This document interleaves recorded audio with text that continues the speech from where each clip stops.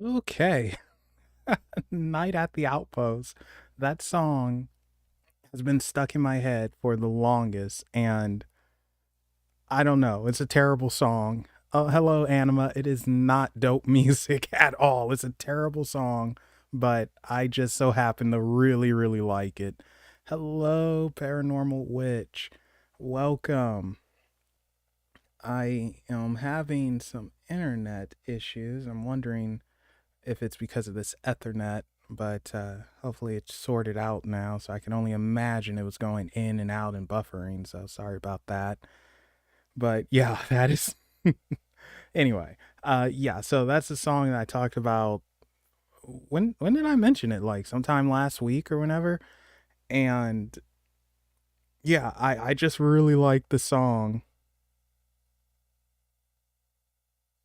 President of the United States. Now that's something will never happen, but that is something. And oh, hopefully this is working okay. Should be. So why are you being a wiener? Can you guys hear me all right before I turn the camera on and everything? Because it's saying that it's buffering on my end, but I just want to make sure you guys can hear me okay. Hello, Richard. Yeah, that's a weird dream indeed. All right, there we go. There I am. Hello. Hi. Oh, it's daytime. It burns. No, I hope you guys are having a good weekend so far. And hopefully it's just been treating you right. Things have been going, at the very least, okay and decent. It's been all right over here. Had a unforeseen finance pop up, but yeah, paranormal witch. If it means something, unfortunately, I have no idea what. Oops, what it could possibly mean. Sorry about that. Yeah, I have no idea what that could mean. I guess this is an excuse to get Melly back on and get her thoughts, the dream interpreter. Actually, that's not a bad idea. That's how I'm going to get her on. Say, hey, Paranormal Witch had a dream where I was president of the United States, Bonnie was vice president. What does this mean? Go. So, but unfortunately, I have no idea. Oh, so, yeah, I'll reach out to her, see if I could get her on, maybe December or January. So that would be fun. People seem to really like her. I like her. She was awesome.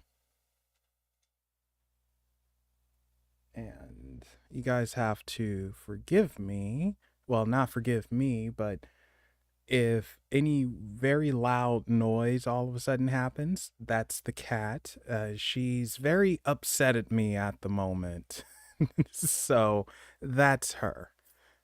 So, yeah, sorry about that now, in case she does something, which she just might, because she's ornery like that at times.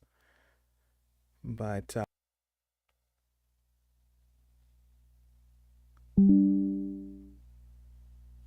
okay, that is so weird because this internet, for whatever reason, it's going in and out, and I have no idea why. I'm I'm thinking it has to do with the Ethernet cord. It just might be. I might just need to replace it.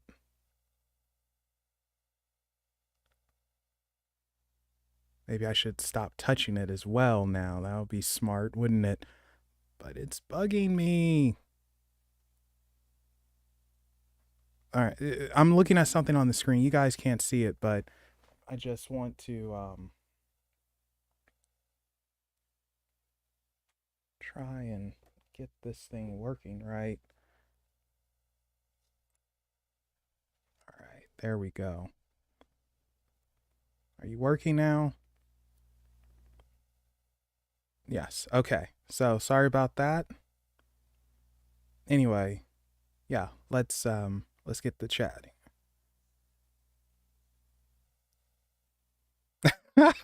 What the heck, Curtis? I'm gonna try to say it like Mr. Curtis Joseph here. I won't be able to, but let's see. Greetings. May the hungry shades of the dead bless you all with their fangs to drink your life force eternity. So be it, Curtis Joseph. Hey, Curtis. Hope you're having a good weekend so far. And, well, I guess hopefully the dead is blessing you with their fangs and all that good stuff. If you guys haven't checked it out yet, be sure to check out the talk Curtis and I had about Belial. It was very interesting, got deep, a lot of great information, and I can guarantee you this. You will not hear what was said about Belial and his workings like the way you get it from Curtis anywhere else. So definitely guys check that out. It is something you don't want to miss. So it was a good one. Speaking of shows, though, the final show for this month is going to be Wednesday, and I'm going to have on Simona and Stephanie, two witches. My nose is itching. Two witches, and they are the host of what is it? A little brew and a lot of tea. There we go. I knew I'd remember it. And you definitely want to check that out. That's going to be a little wild, we'll say. And let's see. Oh, I'm going to be on a couple of shows. So tomorrow at, oh gosh, I have to do the time conversion. What is that? Eastern. So about 11 a.m. PST, I'm going to be on the Ministry of Slam. We're going to be talking about Bray Wyatt and his return. And on the 25th, I'm going to be on Ministry of Horror and talking about some of our favorite horror movies of all time. So you guys want to check that out. That can be found on the MOS network, and I should have that in the like channeled features, so you should be able to just click on that and it'll take you there. And then that Wednesday is the show with Stephanie and Simona, and Monday I will be this is going to be fun. I will be recording a reaction. Niema reacts, first time watching Evil Dead 1981, and that'll be our little Halloween special. And I guess I'll make that a premiere video. I've never done a premiere before, so that'll be cool. So this month has been really, really busy, extremely busy, but hey, that's a good thing. Oh, Paranormal Witch, you've never seen Evil Dead. It's you got to see Evil Dead. It's so great. The series, the entire series, 1, 2, Army of Darkness and Ash versus Evil Dead. So great. And, you know, since it is the spooky season, yeah, let's talk a little bit about ghosts. Ooh. You know, I was actually giving this some pretty deep thought. You know, what is a ghost or spirit, and why can't they pass on if there is such a thing as passing on? Because ultimately, I don't think we truly know. I mean, yes, we have, of course, all these theories, and we have religious things to saying, oh yes, there is a heaven that you go to or an underworld or something like that. But ultimately, we won't know until it happens. Do I believe in an afterlife? Yes, I do. Do I think it's how we'll say American Christian society places it? No, I do not. I do believe we create our own to a degree, meaning that, well, kind of like life, what we put into life, we get back. Well, I think what you put into the quote unquote afterlife, you get back. If you expect fire and brimstone and torture and demon, demon, demon, or whatever, then who's to say that's not what you're going to get? Because it could be a punishment for the self. And that's something that we do. We punish ourselves a lot. And sometimes we deserve it, sometimes we don't. And, I just think in the afterlife, it could be the same way. Well, I'm not so sure if they're in a type of limbo when they pass. If they don't know well, if they don't know they died, then perhaps. But again, it brings up this because you have to do a lot of investigating and trying to figure out if it's residual energy or if it actually is an intelligent spirit that is caught in some weird loop and they don't realize they're dead. Because, what do you see on the other side? Maybe on the other side, we're the ghosts and everything else is kind of like how we have life here. We really won't know until we fork over. Uh, but I don't know if I believe in a limbo too much. I do think that we can become trapped because we're afraid of leaving what we're comfortable with. It's almost like being agoraphobic. I don't know if that makes sense or not, but you're afraid of what's outside. You can't leave the safety of your home or property or whatever. And it could be something like that where they trap themselves and they create I, a weird psychological ghost condition where they can't, like, no, I can't. I'm afraid. And then it could be something else trapping them there. Now, if you watch, a lot of the paranormal investigation shows, every now and then something will come up saying, I'm trapped. He's stopping me. He won't let me go. Something like that. It's a lot of mystery there, a lot. And it's really something to think about and take into consideration. It's not just point A to point B.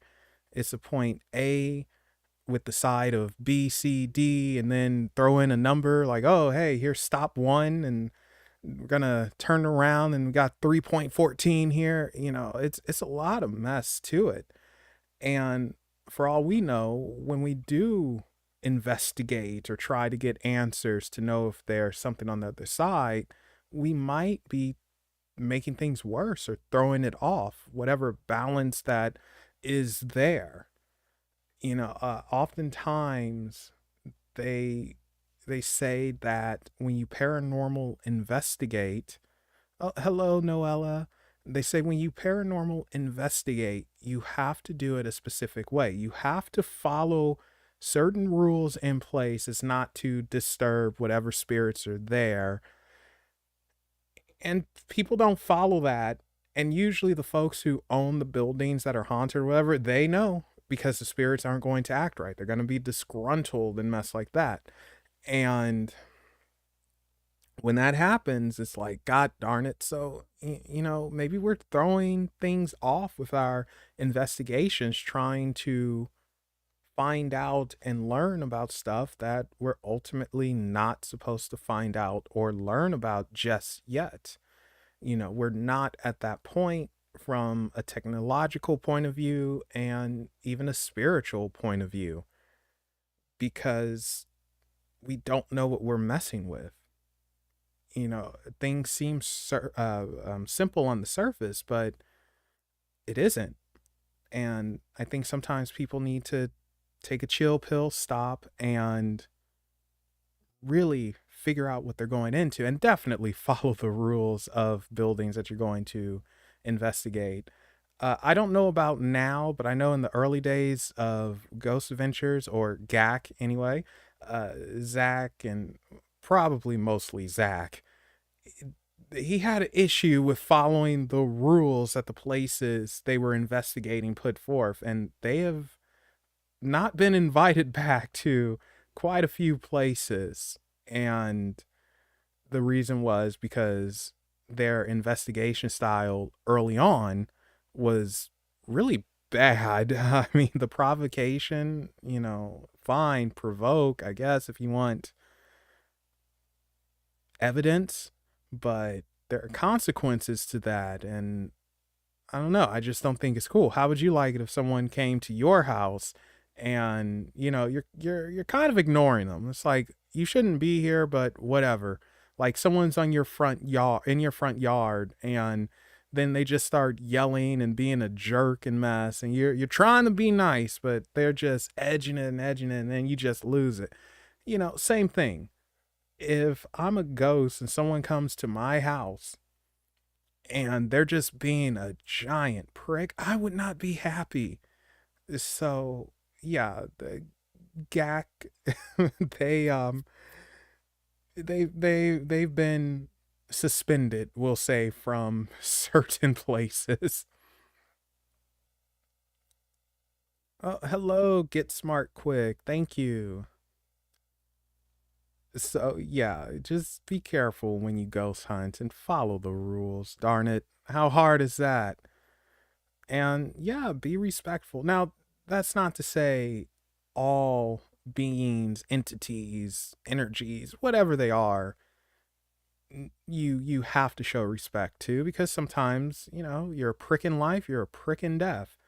And you do have to stand your ground, and you can't give in all the time where, if it's something threatening you, or trying to be Billy Bad A or something, then, puff your chest up like, no, you calm down. All right? Stop it. So the thing with Zach, I well, I don't necessarily think he's a good investigator. I don't think any TV investigator is a good investigator, because they do have to ham things up a little bit for, the producers, and for ratings and all of that. So for TV and that, I don't think anyone's a good investigator. But with Zach, he gets a lot of mess thrown on him because he's weird. He is weird, and over the years now he's, I don't know, into this weird dark kick. I'm like, oh yeah, it was a demon. Like, did you hear that, guys? I knew it, and my psychic ability is growing, and this and that. Yeah, whatever, Zach. But one thing that I can say about him is he's very passionate about what he does. He does research. He may not understand it, and I think he looks at things too much from uh, a Christian point of view. But he he has a lot of passion for what he does. And after speaking with people who have worked with Zach, Darren Evans, Richard Layell, a few others that they haven't been on the show, but I've spoken to, like, people who really have investigated with them. They all said the same thing. Zach is very genuine, very passionate about the paranormal and wanting to find answers, but he just does it in a stupid way. And I believe he's over reliant on technology.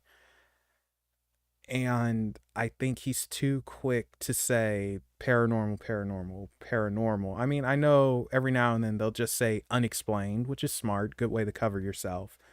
But they are quick to say paranormal. And sometimes it's just not the case.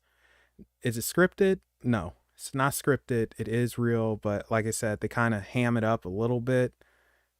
Um, does Zach probably need to take a step back and get away from all this mess for a bit? Oh, most definitely.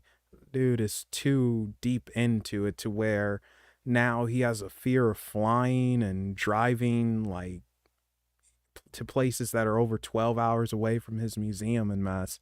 It's pretty weird. And although the flying, I understand. I think the story goes he was in an airplane and was struck by lightning and caused some turbulence and a few things. And, that Any sane person, any sane person would probably develop a fear like, oh no, even though planes get struck by lightning all the time, it's pretty common, at least like in the States, I think it's like 3 to 500 times a year. So, oh, thank you. Get smart quick.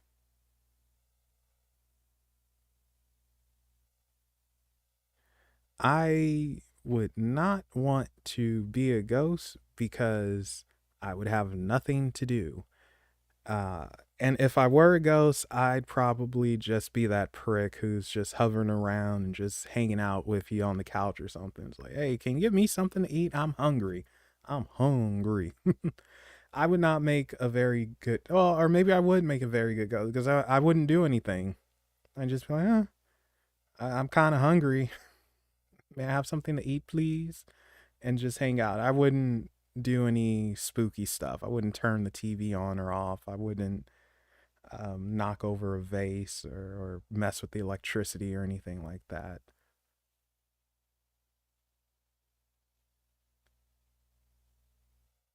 No, I've never tried any investigations. I have no interest in it. I talk about the stuff. I don't need to experience it. I'll leave the investigating and all of that to Bonnie and Curtis and them and Eric and Sean, David. They can all do that. I'm not interested in it. I just like talking about it, researching it, trying to understand it, seeing it from a different point of view.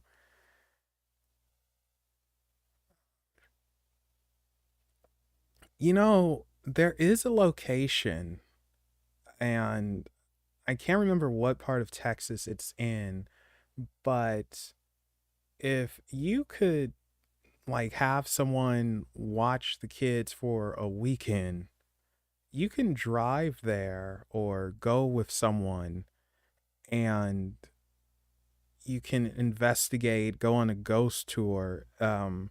It's an inn and it was on quite a few shows.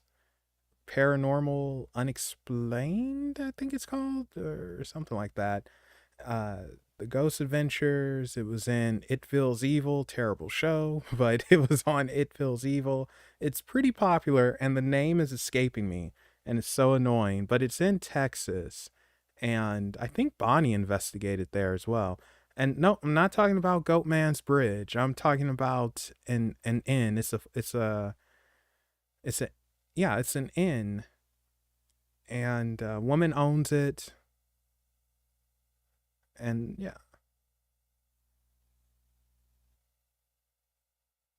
Oh, yes, I was aware of that. Get smart quick. The military's done a lot of things, but yes, I was aware about their experimentation with ghosts and ESP, all that good stuff.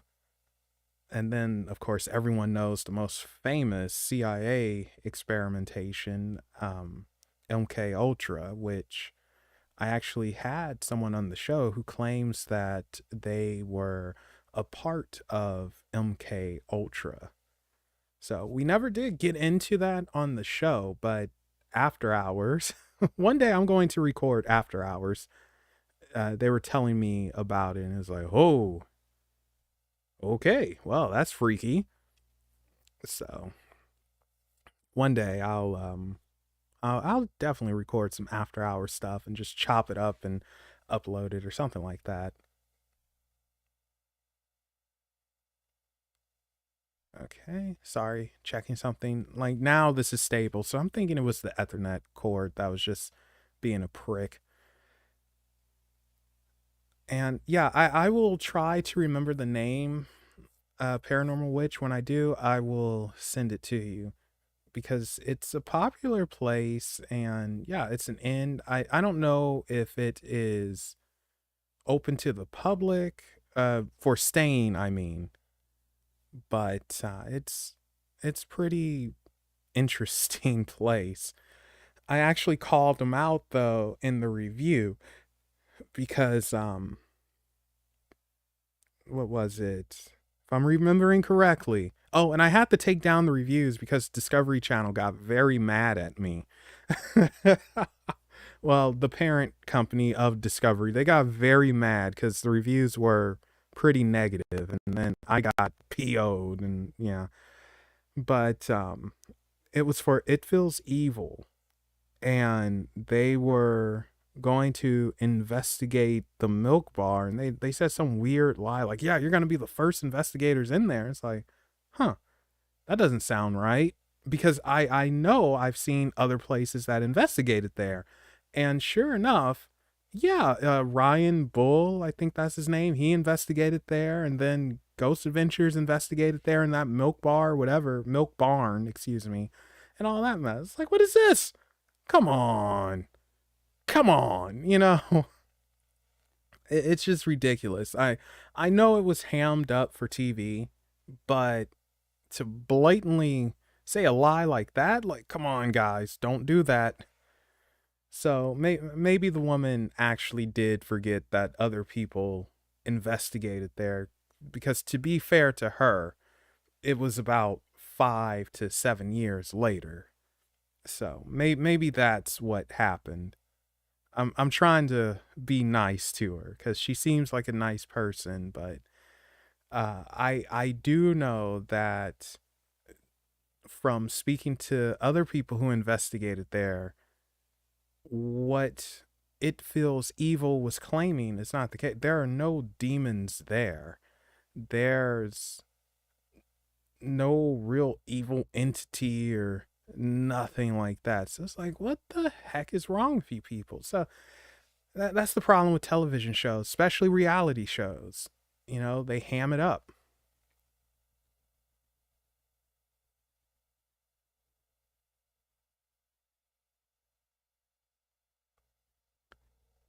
Oh, it's pretty much the same here. Get smart quick. it's not it's not as sexy as it appears. It's just, I guess we hide it better. But what are you doing? Oh, you're going in your bucket. Okay. Well, it's not a bucket. It's actually just a little crate with books and everything that I've been meaning to throw out, but she likes it. She being my cat, and so she's sleeping in it. Anyway, yeah, we just hide it better. I think that's the best way to put it. We hide it better over here, but it's just it can be ridiculous. Um I would suggest, though, if you are looking for more legit paranormal investigations without the production or a studio behind them, then definitely check out some of the smaller YouTube places. And I will never stop singing the praises of EVP, Ectovision Paranormal, or Are You Resident Undead, which, man, they're great investigations. Colin from Paranormal Files, excellent, excellent, excellent. So it's just amazing. Um, with Resident Undead, their stuff is extremely well produced, and it is like watching a television show. And then, of course, you guys already know I'm a sucker for Our Haunted Minds, and they should have something new coming out soon. So definitely, if you guys want some fun investigations with science behind it, or you want to see a psychic or whatever, definitely check them out. And speaking of psychics, Rebecca from Resident Undead, she is legit. She's one of the few legit ones, and she is scary with her knowledge. And her mentor was oh, her name escapes me. She's written tons of books, and very intelligent woman, knows her history, knows her cultures. Michelle Belanger, that's her name. If you guys are unfamiliar with Michelle, man, you need to go and familiarize yourself with her after the stream. Michelle Bellinger. She's legit, legit, legit. like I said, it's not too many legit psychics out there. It's unfortunately a lot of times it's people who think they're psychic or they want to be psychic and they cosplay. You know, that's a weird sounding helicopter.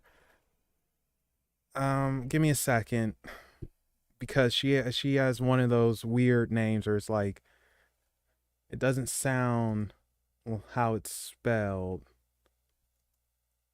And I'll just where's my mouse? Over here. Wait, she's a singer? When did she become a singer? I didn't know that. Huh, go figure. You learn something new every day. There you go. So, yeah, definitely look into her. She's amazing. I can't say anything bad about her. Um, Amy Allen is another one. She's on the oh yeah, well on the Paranormal Files, but this is a television show. There's a YouTube channel called The Paranormal Files, but different stuff. Yeah, Amy Allen is really interesting. The Paranormal Files, I I really enjoy because it's a different take. It's not necessarily her trying to, bring proof of like, oh, this is here and that's here. It's more to it than that. And I do believe she actually wants to legit help people and try to help people and all of that. Oh, cool. Right on. Get smart quick. Dead Files, not Paranormal Files. Thank you, Paranormal Witch. Good Lord. How do I get those two mixed up?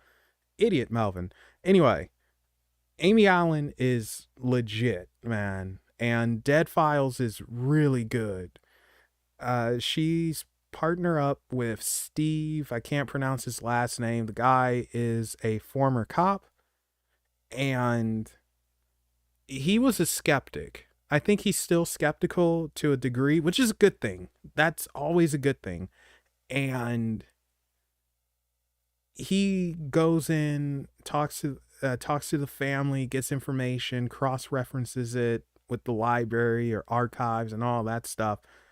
And Amy Allen, she goes in without knowledge of anything. She doesn't speak to the family. She doesn't see pictures of the family. They black out everything. And she just goes in and they tell her, see, whatever you feel, tell us what you feel, sketch it out, whatever. And after that's done, she meets with the family and talks about them and talks about the possible cause of a haunting or what's happening here or there. So it's a very different take, but it's very good. And this is one of the few times I've ever said this about a paranormal investigation show. It actually gives me chills sometimes. Like there's been some episodes where it's a little freaky. The things that she saw and drew, it can be a little freaky. That's one of the only shows that I've ever said that about. Like Ghost Adventures, Ghost Hunters, you know, Ghost Brothers can fall off a cliff, can't stand them, but that's just me. I'm weird. But Dead Files, yeah, that's one of the few where it's like I actually feel chills.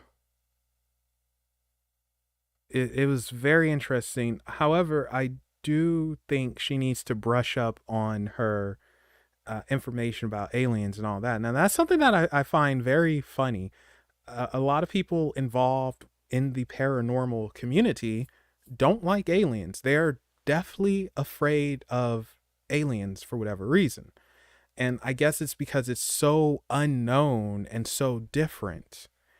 And, we all have a fear of the unknown. But, you have to conquer that fear. And with the alien stuff, there's the extra fear because of government involvement.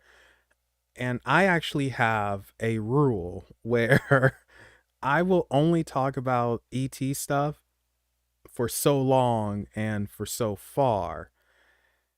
And the reason for that is because I don't want to get a knock at my door and, and not in the Three's Company kind of way either. Come and knock on my door. Do do do do do do. Like, no, that's knock on my door. Hey, you Melvin? No, no, I don't know any Melvin. You sure you don't know a Melvin? Yeah, I'm sure. I don't know a Melvin. Nope, nope, nope.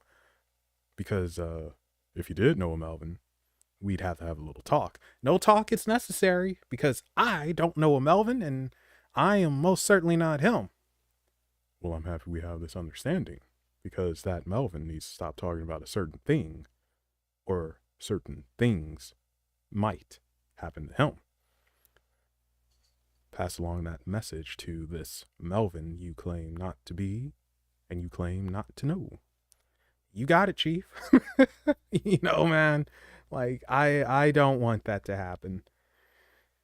I that would be absolutely terrifying. But yeah, so I'm very iffy with talking about alien things nowadays after a few people that I know got knocks on their door. Well, okay, I won't say I know them, but I know of them or have a connection through another person, blah, blah, blah. There is one person that I do know, but I won't bring them up. That's just asking for trouble. Drama? No, I've never done drama or anything like that. No, no drama. What was I saying? Oh, yes. So I did know about the archons. It's a lot of things with the alien stuff because you could trace it back to them not only perhaps being archons, but being the ancient gods that our ancestors used to worship and uh, them having a hand behind the scenes creating our history or at the very least dictating where certain things go. Now, here's the question: if they were involved with our history, with our ancestors, what caused them to leave?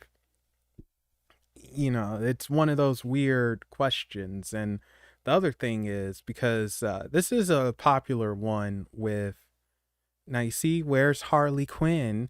I'm talking about aliens and you're not here, Harley. So, this one's on you. Uh, this theory I've heard from many people from all over. The first person I heard talk about it though was Peter Maxwell Slattery, and there's a fly. Oh, I don't have a fly swatter next to me, and it's just it's mocking me. Yeah, little black guy, I see you, and I'm gonna get me. It's mocking me, I swear. God darn you, fly. Anyway, and this involves the Zeta Grays. Hello, doll. And, it's so many different stories with them. But like I said, this one I first heard from Peter Maxwell Slattery. And this was that Zeta Grays aren't actually gray and they are not exactly from Zeta Reticuli. They are supposed to be us from the future. And something happened on this planet that caused our physical bodies to change and adapt. And, evidently it was something really bad and catastrophic. And they have come back in time to stop whatever event from happening or to just kill us if they can't stop it, one or the other. So they rather just erase their own history than have whatever happened to them that caused that evolutionary change. Okay, jet flying overhead, great. uh Yeah, they rather just wipe out the history than have whatever caused this evolution to occur.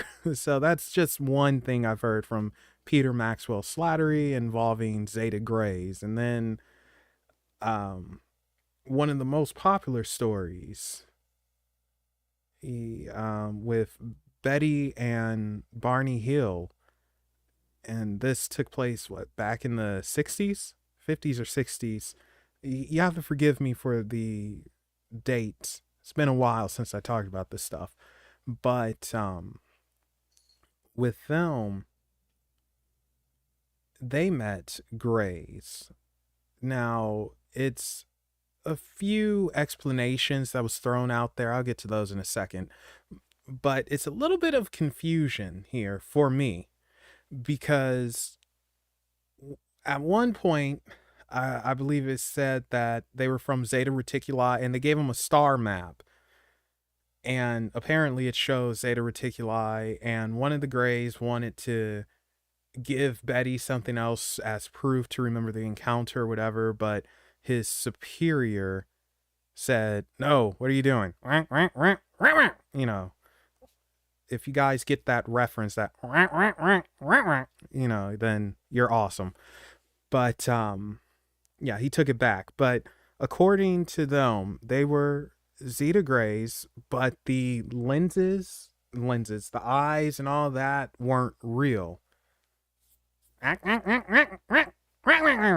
Kaizen. Yeah, anyway, sorry. Um, they were exactly that, lenses. And they hid their actual faces and eyes, and they were much smaller, and they looked a little bit more cat-like, which I thought was interesting because when I hear cat-like aliens, I think of Syrians or Lyrians. It's too many Ians when it comes to freaking extraterrestrials. Oh yeah, they're Arcturians and Syrians and reptilians. Just too many aliens. Okay, so Get Smart Quick. It's a reference from Mars Attacks, old movie. Uh, Michael J. Fox, Pierce Brosnan's in it. Sarah Jessica Parker's in it. Uh, oh, I can't think of his name. He played Uncle Eddie from Christmas Vacation.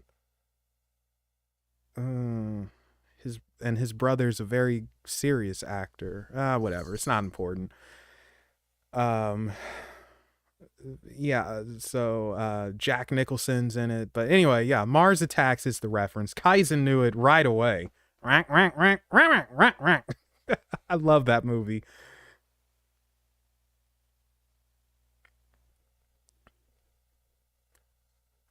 But anyway, yeah, it's too many Ians, too many. But going away from that, back to Betty and Barney Hill. So yeah, they said that the eyes were more cat like, which I thought was interesting because it makes me think of Syrians or whatnot. And Betty handled this much better than Barney. Apparently, Barney was freaking out, and they just put him under. Like, man, just knock him out. And so she had a tour of the ship or whatever, saw whatever she needed to see, and they left her. Now, the interesting thing is what she described and all that, they said is attributed to I think it was the War of the Worlds that came out, and the robot alien in there, what was his name, Plato or something like that. And they were saying it's something like this, or was it Star Trek? Oh, I'm so upset because I can't remember the exact specifics. Well, you know what, guys, this only means that it's time for me to do a special on Betty and Barney Hill because I don't like forgetting specific small details like this. So look forward to that in the future. That's going to happen because I trying to remember all the details. But anyway, they attributed that alien experience to a television show or a movie that came out around the time, and they were saying it was just a momentary thing of like psychosis or some mess. It's like, oh, okay. But it turns out the star map that she had or that she drew, because at the time we didn't know about Zeta Reticuli. Years later, it was proven. And it's like, what the heck? Okay, well, maybe there's a little bit of credibility to this. So it's just very interesting. And it just really it tells us we know jack squat about any and everything. Um and then my first co-host. Whoa, what's happening here? No, turn off. I don't know why that was there. My first co-host, Rose, she um no, I don't think Betty and Barney Hill is a hoax. I can see how, I can get how people think that, but I don't think they're a hoax. I think there are many hoaxes out there. Billy Meyer comes to mind, but I don't think they are. I think they were legit. Anyway, my first co-host Rose, she she had dealings or has dealings with Orion Grays, and she's openly talked about this. So that's why I'm cool yapping about it. And she was telling me one day that I don't think you do know Paranormal Witch. I think it's just one of those things. um, she was telling me that a few times she was relaxing on her couch or like getting ready to go to bed or something like that, and she remembers seeing a light. Like she felt something weird, and then she remembers seeing a light, and it would flash in her eyes several times, and then she would just fall asleep.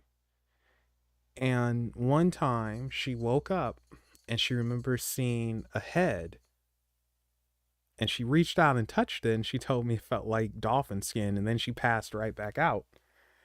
And one time she woke up with her pajamas on backwards, and it's like, how did this happen? I know I put my pajamas on correctly. And it's just she can't explain that mess. And her, like so many other people who are involved with ETs, she said that she feels a calling elsewhere, like she doesn't belong on this planet. It's a calling elsewhere for her. She wants to leave, like she's unhappy here. And I've heard that from so many people who deal with extraterrestrials or has been visited by one or something. And it's just so interesting to me because it's something that I don't relate to. I don't understand it. And yeah, I remember one story she told me when she was much younger. She saw a white alien of some sort. It was tall, but it wore white robes or something like that. Little glowy.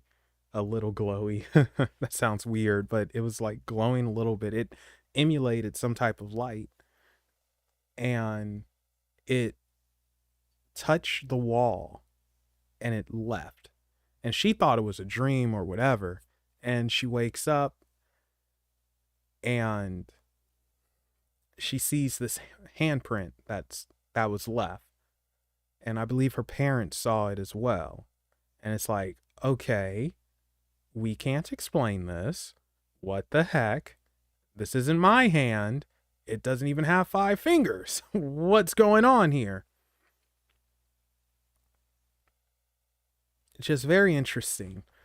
But yeah, so I'm gonna have to try and get Rose back on just to talk about that stuff because I know she'll be open to it.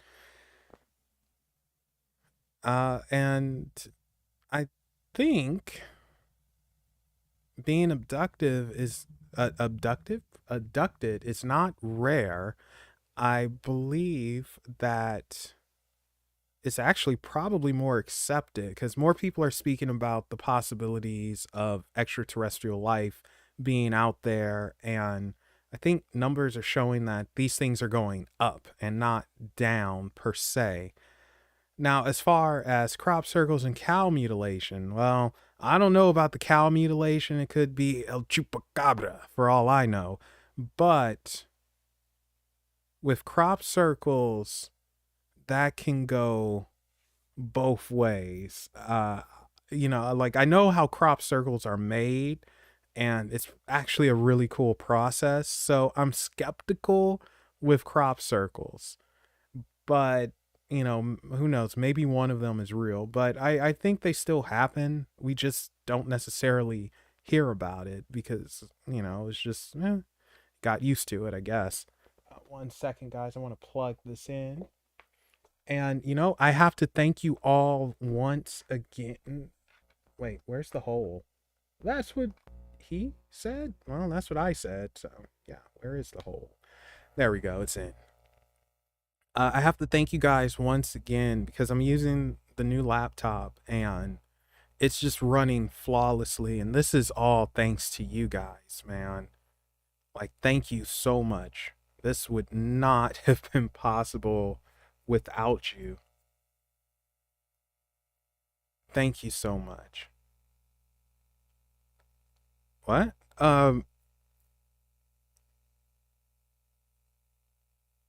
Wait. Aliens don't. No.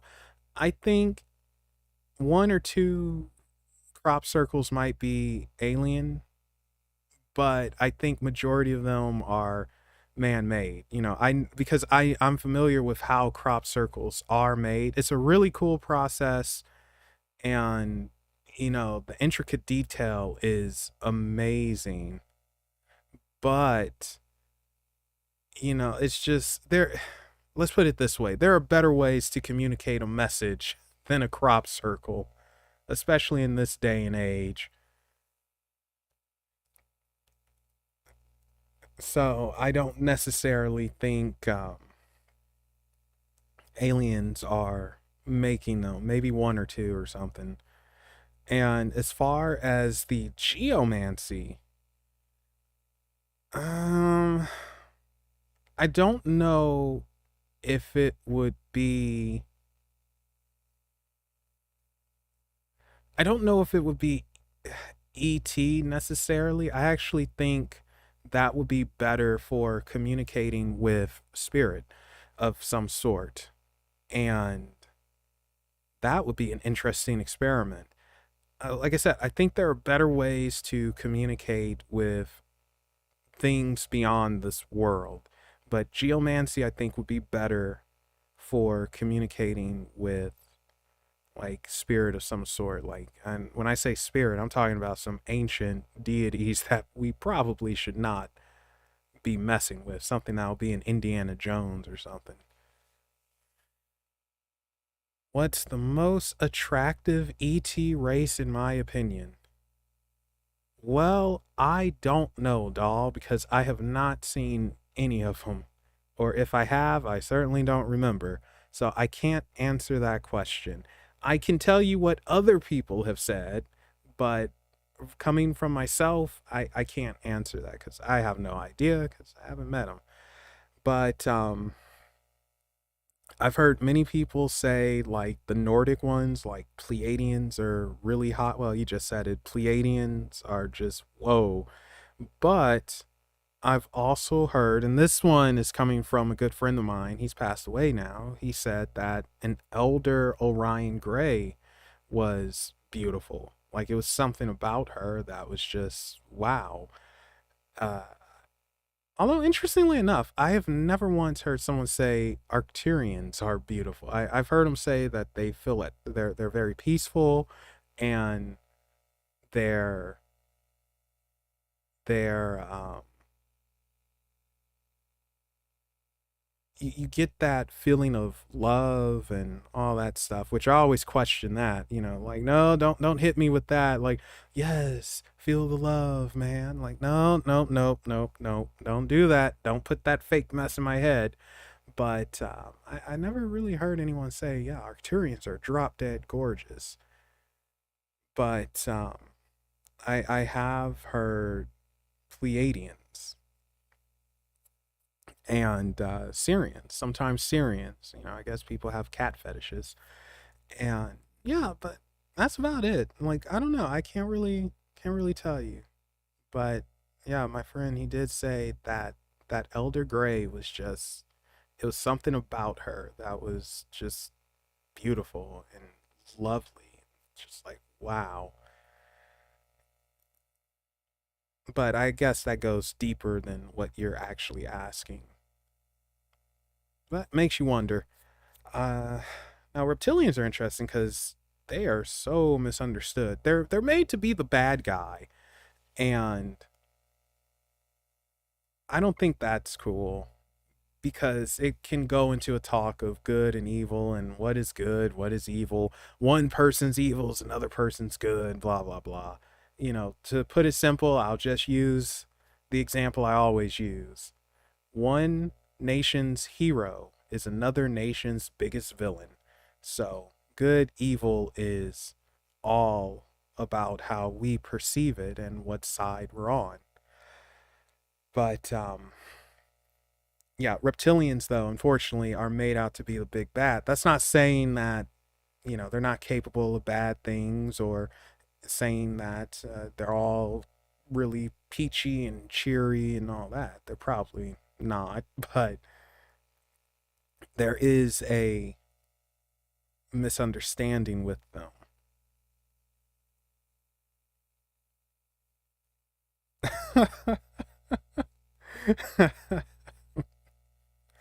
Oh, freaking Curtis jump in. He's staring you.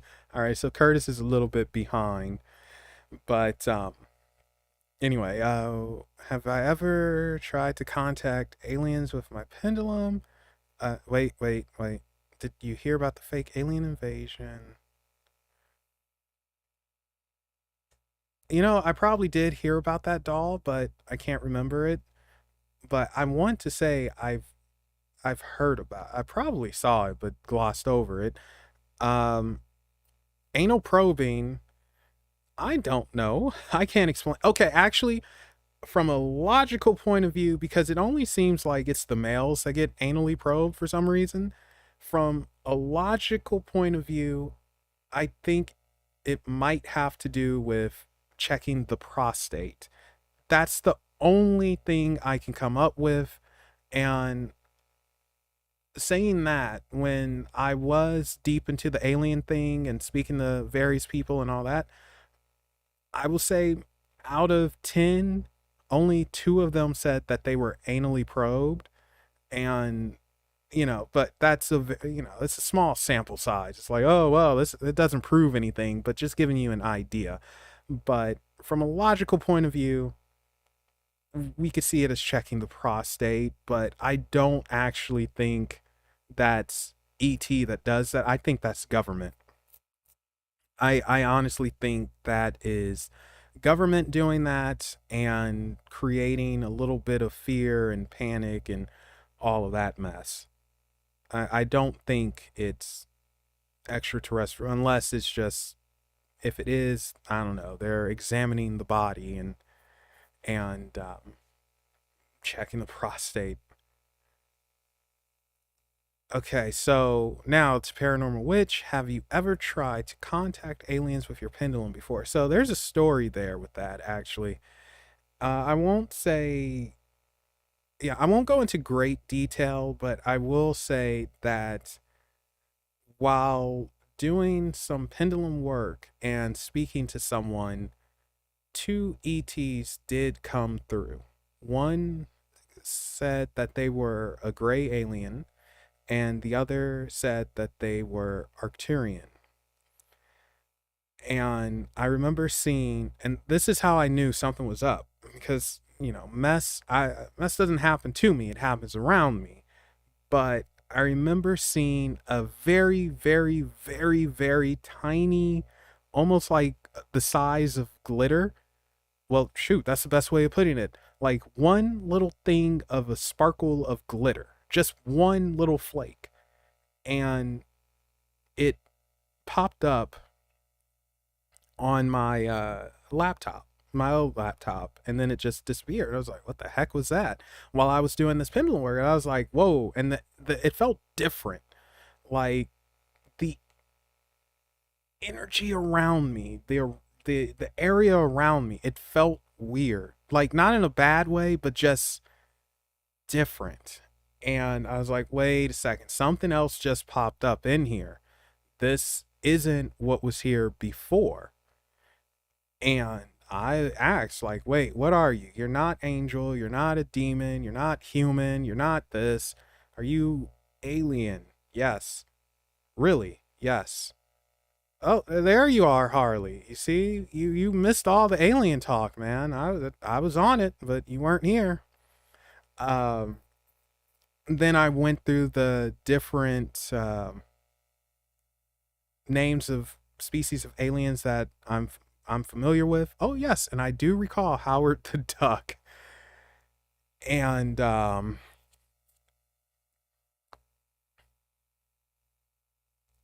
and eventually it was like, great, yes. Arcturian, yes. Anything else? No. You're here, yes. And it was very weird, man. It was just like, okay. And it makes sense though for this person because not too long before then we figured out that they were being visited from time to time by different beings and all that mess. And this actually takes me to something else. It's the star seed thing. I'm sure you folks are familiar with that, and if you're not familiar with it, I'm probably oversimplifying this, but essentially think of a star seed as someone whose spirit or soul was extraterrestrial. So we'll just say, because everyone is apparently this, we'll just say that they're Arcturian and now they're human. And, they call themselves a star seed. That's just me putting it very simply into the point. And I think folks get the star seed thing a little bit backwards. Because sometimes folks they think they're special, like, yes, I'm a star seed, so I have all these powers and this and this. Like, what? No, it doesn't work that way. Oh, hello, Stephanie. Welcome to me yapping about whatever I'm yapping about. Hope you're having a good weekend. Well, Harley, wouldn't you say all living things have souls? I mean, well, maybe there are some soulless people, so maybe not all living things, but yeah, I would say that aliens have souls. I don't see why not. Um, but anyway, yeah. So some people are said to be star seeds, and they're alien in origin. They're not really from this planet, and they they're here for whatever purpose they have, their mission, blah blah blah. And it's like, well, I don't know if it quite works that way. And well, Harley, that can go into a thing of belief and faith and all of that. I know in Catholicism, they tend to believe that animals don't have souls and this and that. Me personally, I believe they do. Like just about, well, no, I believe all living things do, but it's just the belief thing. What was I saying? Well, I mean, yeah. get smart. I mean, from point of view, we're all technically alien for something. But anyway, I'm losing track, darn it. Where am I? What was I saying? The starseed thing. Yes. So, well, I'm not saying a human produces an alien soul. I'm Well, not quite. I just know where certain things can head off to. But I'm not saying a human produces an alien soul because we have to understand what a soul is, which I don't think we have enough information about what the soul is. Is it energy and we're in a vessel, or is it something beyond that? Is a soul created upon conception, or is it given upon birth and all of that mess? So we have to know what that is. But I'm not saying that a human produces an alien soul. I am I am saying I have an itchy nose. I am saying, aside from that, I am saying that some people who consider themselves star seeds have an alien soul that was born on this planet for whatever reason. So that's what I'm getting at.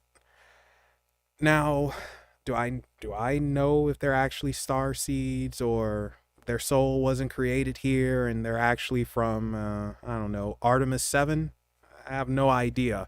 It's one of those things where we'll just have to figure out when we fork over, unfortunately or fortunately, depending on your outlook. But the thing with the star seeds is it gets overblown. I think people take it a little bit too far, and they talk about, I have this mission to society and I have to save the day and all of this. And it's like, well, take a step back, man. Take a step back. And oh, get smart quick. That's something very, very interesting. You just reminded me of John Lear, something he says. Oh, Artemis. Well, the heck if I know. That's just something I made up. I mean, if there is an Artemis 7, then that's pure coincidence. But that's just something I just said as for example's sake. But yeah, Get Smart Quick, you reminded me of John Lear just now, and something about the moon base and all that. I'll get to that in a second. But what was I saying? Well, we might get to it now. What the heck was I saying? What the heck was I saying, guys? Darn it, this is why I need Niema.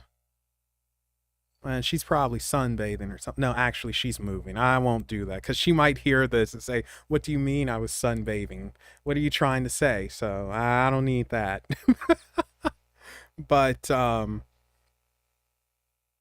star seeds. Something about star seeds. Oh yes, I think people get too into it, and this is something that I know Curtis brings up every now and then, where it's like, you were born here, you're human, you're not some dolphin alien, you're not Syrian, and all of this stuff. And it's like, no, your life. Live your life. You know, if you, who would place the burden of saving the world on one person's shoulder? It's ridiculous. And that goes into a couple of religious beliefs, how it's going to be one hero to rise up and destroy evil in a world totally underwater, one of those type of things. And it's just like, no, stop it, because you take away.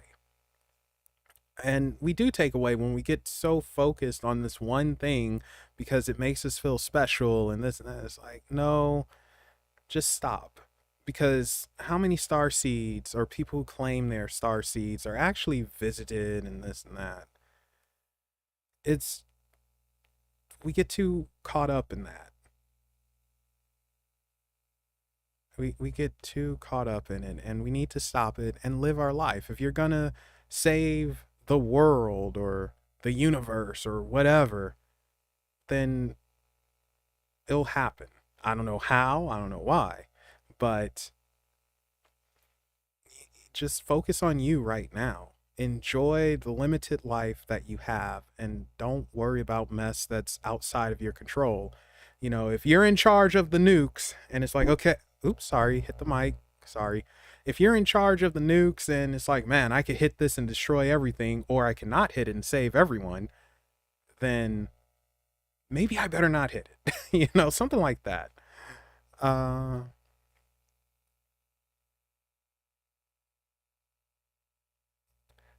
Actually, self fulfilling prophecy is a good way of putting it because you tell someone, hey, oh, yeah, actually, that's a very good way of putting it because you could tell someone through fear, and that's how you rule people through fear. You tell someone, hey, if you don't do this, you're going to die because these demons are going to get you and they're going to eat your heart or whatever. I'm going to eat your heart. You know, you hear that mess and you start getting freaked out and you panic and you try to do everything right, and then that one mess up, you freak and you start destroying yourself because it's like, oh my god, I messed up, I'm gonna get eaten and this and that, and everything falls apart. So yeah, I do think that revelation could be seen as a type of self-fulfilling prophecy. I'm not a believer in the Bible to begin with. I think it's just stories with half truths in it, and you know, the Vatican, they took out so much stuff from whatever it was originally and changed this and that up. So I'm not a believer in that. I just think they're stories. And I know with Revelation, that was coded messages.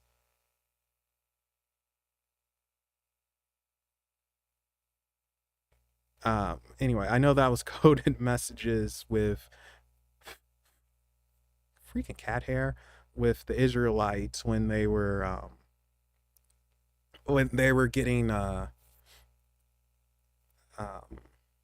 chased down by the Romans and all that mess. So yeah, don't worry, Harley. I'm lost too. I'm always lost and confused. I don't know. Someone just send me a hot dog. Anyway, yeah. So going way back real quick because I don't want to forget this. Uh, Get Smart mentioned something about like your soul. What in Revelations? Geez, you'll have to speak to a freaking professor about that. I can't.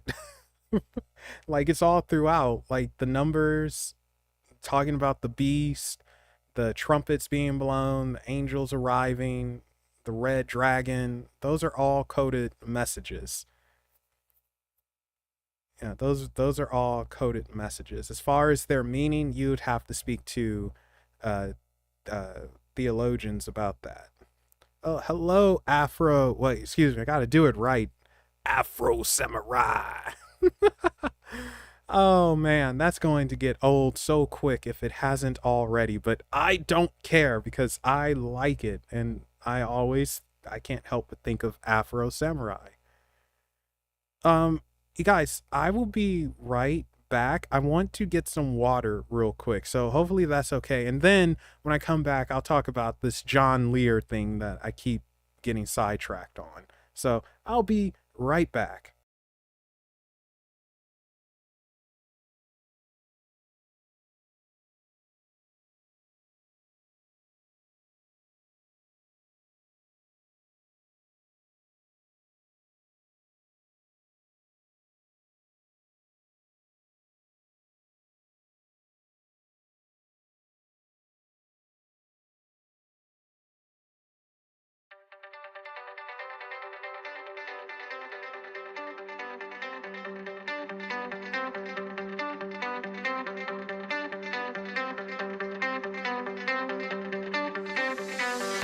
Here we are on the road together, racing time, you and I, trying to climb the snakes and ladders and block the shine and blind your eyes. Cause it's easy to feel weighed down, and it's easy to blame ourselves when the sky is filled up with clouds raining down, yeah. Cause it's you and me against the world now. No, we're alright. It's you and me against the world now.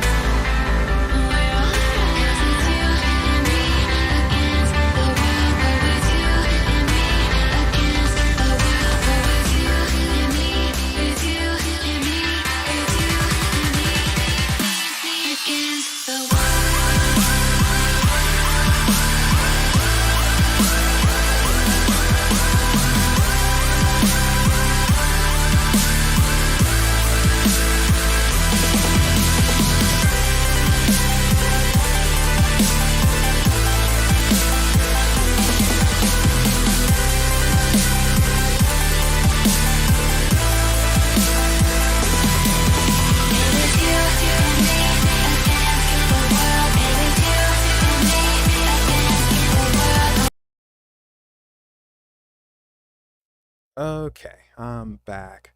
No, won't be a copyright strike. If anything, it'll be a claim, but not a strike. But this one, that one should be okay to use. So no worries there. I am sometimes cautious with what I'll play, but strikes are really, really rare. But that song is called Bass Nectar, You and Me, featuring Darling. I have no idea who Darling is, but I do like that song. And I first heard it for the for a commercial for Forza Horizon 2, and it just always stuck with me. All right. Anyway, John Lear. So, if you guys don't know who John Lear is, if you're familiar with the Lear jet, that's his family. And like I believe it was his father who created the Lear jet, and John Lear was a pilot, and he's a UFOologist. Very, very intelligent guy. He was good friends with Bob Lazar and a few other people. He's pretty respected. Some of his theories are radical, but hey, why, why the heck not when we're talking about radical things to begin with? But I remember in his talk with Project Camelot, and if you guys haven't, definitely check out Project Camelot. They used to do some really, really good interviews, and they had two interviews with John Lear. Both of them are hours long, and every now and then I'll just pop them on and listen to them. But anyway, what was I saying? What the heck was I saying again? Gosh darn it, man! I'm getting old, losing my memory. Yes, John Lear mentioned something about the soul and the moon base and all of that. So, one of the theories is the moon is not a naturally orbiting satellite. It was, in fact, brought here, and it is some type of base that they use to watch us or something. I have no idea. But they said that when NASA did get to the moon, they were told never to come back because they saw stuff that they weren't supposed to see. And with John Lear, one of the things that he says is, oh my gosh, eyelash now. Ugh. One of the things that he says was that the moon base is used to gather souls and reincarnate people back on this earth or whatever. And he's not the only one to say that. I've heard that from multiple people who are into the alien thing. So it's very interesting and kind of scary because it's almost like you can't escape this life. You're enslaved to a degree. And and it's supposed to be this machine that takes your soul when you die or whatever. Mind you, it's just it's just a theory. There's no proof of this or anything like that, but it is interesting, kind of scary though, but it is interesting to think about. And that's what Get Smart Quick reminded me of. And he said that one of the ways to avoid this was just living a decent life. Which, I think that's true of anything. Just being a decent person, which it's not hard to do. It's not hard being a decent person. It's hard going out of your way to be a jerk for no real reason because you ostracize yourself from any and everyone who may or may not care about you. It's and but it's easy being a decent person because you're not trying to cause trouble, you're not looking for it, you don't want it. But being a jerk, man, you have to go looking for trouble and wanting that mess and causing it and just to give someone a bad time. But anyway, uh The question is though, if the moon isn't a natural satellite, who brought it here? Because according to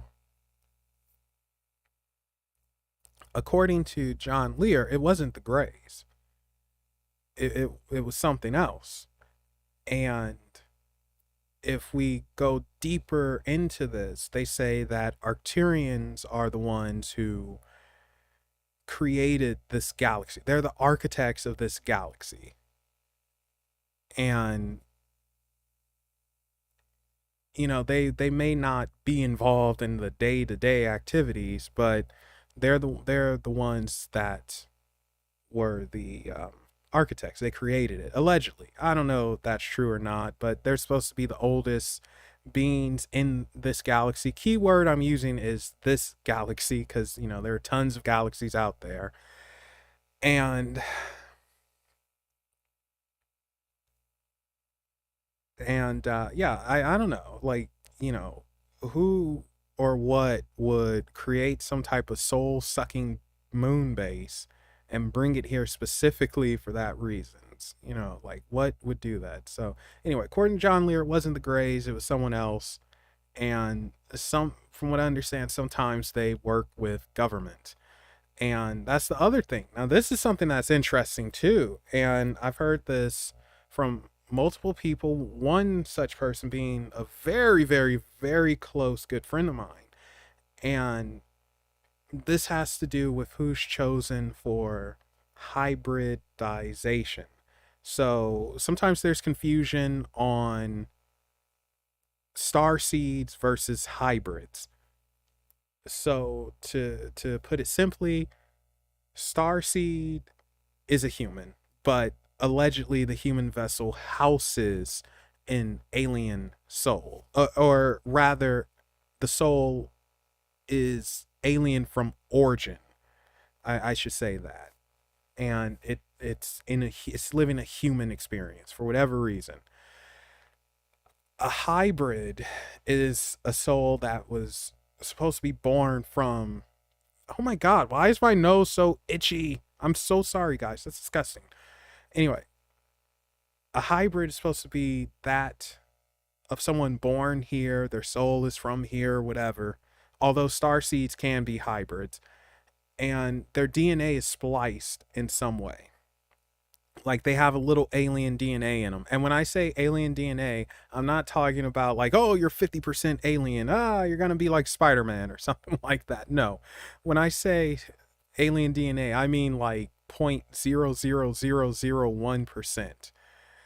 And allegedly the hybrid program is going on, but there's several types. One of them involves Greys, another one involves government and renegade Greys or something like that, and all that mess. It's pretty trippy, pretty scary too. But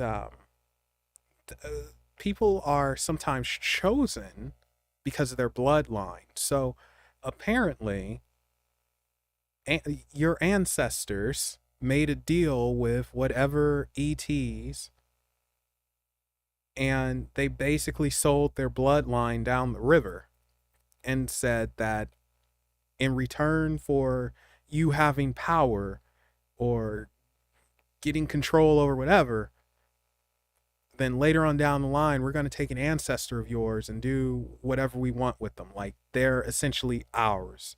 And you sign this contract, and that's that, or whatever. That's an example. I don't know if it actually goes like that. And so people now are getting those contracts cashed in and becoming hybrids. It's trippy, man. Depending on your bloodline, if your ancestors sold you out, then sometimes they look for people who have certain psychic awareness. So, for instance, someone like Bonnie. I like to joke with her about this. I love messing with her. It's a shame she's not here with us, but I like to say that she she's a freaking alien, and they visit her all the time and poking her with needles and mess like that. And someone in her family sold her out. But no, really, it's the psychic part of it. Although I also believe Bonnie has some star seed mess going on, but that's a different story. Anyway, they splice some of their DNA into her. Whether it's reptilian, gray, Pleiadian, Syrian, Lyrian, Materian, whatever. I don't think Materian's a real thing, but I'm saying it anyway. It's it's certain people that just have that thing where it's like, nope, you. Now, it gets even more weird because a couple of things happen. It splits off here. So we have some who claim to create hybrids or splice certain DNA into you for the betterment of mankind, which I think is total baloney. You just say these things to appeal to the human ego because everyone wants to be a hero, well, except for that one prick that's like, no, I want to be the bad guy. Die, humans, die. Skeletor. And, oh, yeah, it's a rabbit hole, all right. Oh, boy. Yeah, it's a big one, man. Anyway, yeah, so that one villainous prick. Yes. Um, but yeah, they like saying things like, you're gonna be a hero. You're you're gonna be a hero. You're gonna save humanity and all of that mess. It's just insane. And it's like, come on, get out of here. On the other hand, you have some that just don't say jack squat and they just do their thing. It's like, we're doing it because you wouldn't understand. And I'll never forget this.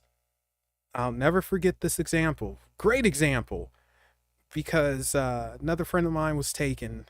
Well, actually, not another friend, same friend. He was taken and they were working on him, doing whatever. And he asked them, why are you doing it? Because he was scared at this time. It's like, why are you doing this? Like, you're going to hurt me? And like, no, if we wanted to hurt you, we'd hurt you. Which is true. I mean, if you are capable of, I'm not giving her PTSD. I've done no such thing. Um anyway, if they're capable of traveling light years like it's nothing, or finding wormholes or using portals to get to wherever, then yes, they're very much capable of hurting us if they so wished it. But what was said was this, and it makes a lot of sense. Let's say we get a tiger from the wild. This tiger is sick and we need to save it. And it's hurting, it's in pain, but we have to get it and we're going to save it. And it's angry, it wants to cut your neck out, all that stuff. It's a very PO tiger. Well, are you going to tell this tiger what you're doing and go through the process of explaining everything, knowing it's not going to understand to begin with? And not only that, it's angry and it wants to kill you. So, the same thing here. It's no point in explaining it because you wouldn't understand it. It goes beyond you. And yes, I do think some genuinely want to help us. Others probably are just doing their job, whatever that may be. And then there's those that just want to manipulate us and do their bidding or whatnot. But if you're not going to explain to a tiger that you're trying to help it, you're trying to save it because it wouldn't understand and wants to cut your neck off, same thing with the human. You guys, or we, wouldn't understand. You're scared, you're angry, and you want to, you want to throw down. And it's like, nope, just do the job, let them go. Now, if a relationship can be built and trust is there, then maybe you could get some form of explanation. But, other than that, it's like, eh. But it's just weird because you have the ones that won't tell you jack squat and just like, shut up, just wait, done. You won't remember this, or it'll just be a dream. And then you have the others who likes to play to that ego, where it's like, oh yeah, you're gonna save the world, you're gonna save humanity, you're gonna help everyone out. It's like, okay, cool, that's awesome. you know, we'll never know their true motives, not until they just tell us and they show up, and that's something that I'm not sure people will be able to handle.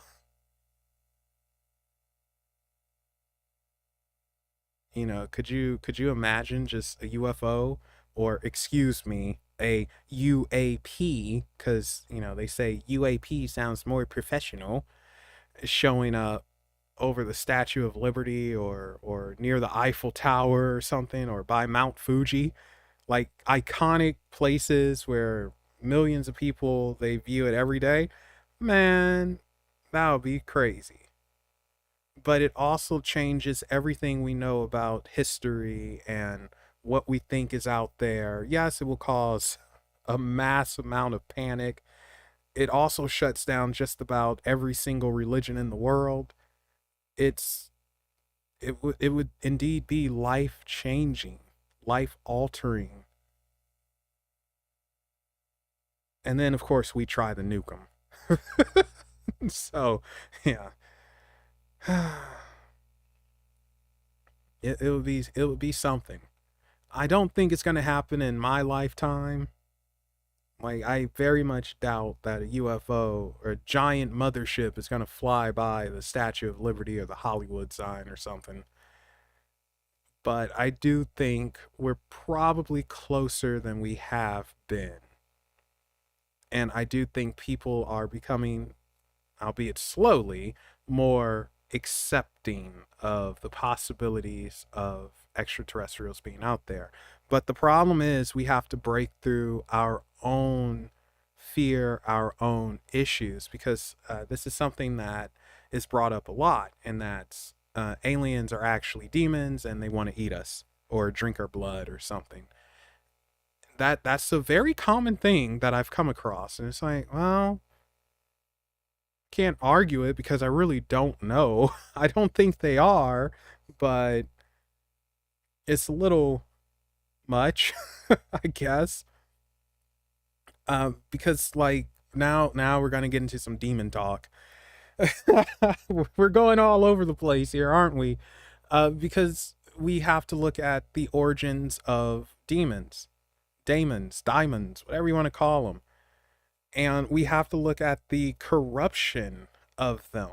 We have to remember that these things weren't evil to begin with, not inherently evil at the very least. These were gods and goddesses of various religions. And it's really important you remember that these things are ancient. What we call demons, they predate biblical things. Like, it's insane, and a lot of them have been corrupted to push an agenda, unfortunately. What is evil morale? I don't know. I can't answer that.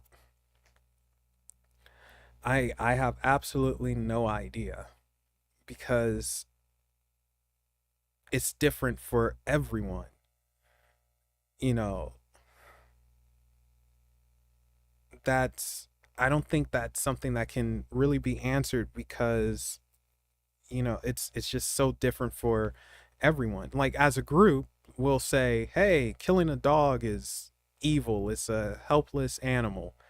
But what if that dog was attacking you and it was going for the jugular? So are you still evil for self-defense, but you took a life? Couldn't you have knocked it out? Well, no, it's kill or be killed. And then on the other side of the wall, Like you just shot a person and took their life. Why did you do that? Because I can. Don't you feel bad? No. Why would I? Like I have the power to do that, so I used it. It really depends. I mean, we as a group would say, "No, that's evil. You had no reason for doing this. You're just a bad person." Whereas the person who did it, "No, I'm not. I have the power to do this. I didn't do anything wrong." Oh, welcome back, Harley. It's like I didn't do anything wrong. What are you talking about? I have power. Why can't I use it? It really depends. But for me personally, I don't know if I could tell you what evil is because I'm not sure what it is. I can tell you what I think is wrong, but just because I think it's wrong doesn't necessarily make it evil. It's a perception of evil, but it doesn't necessarily mean it is. Like I personally don't agree with someone hurting like a puppy or a kitten or something like that. And folks unfortunately do that every day. I consider that evil. You know, is it evil from their perspective? No. But for me, it's like, man, that's pretty wrong. It's like, what is wrong with you? And it really depends. But yeah, I can't really answer that. As another helicopter flies overhead. It's the government. They're on to me.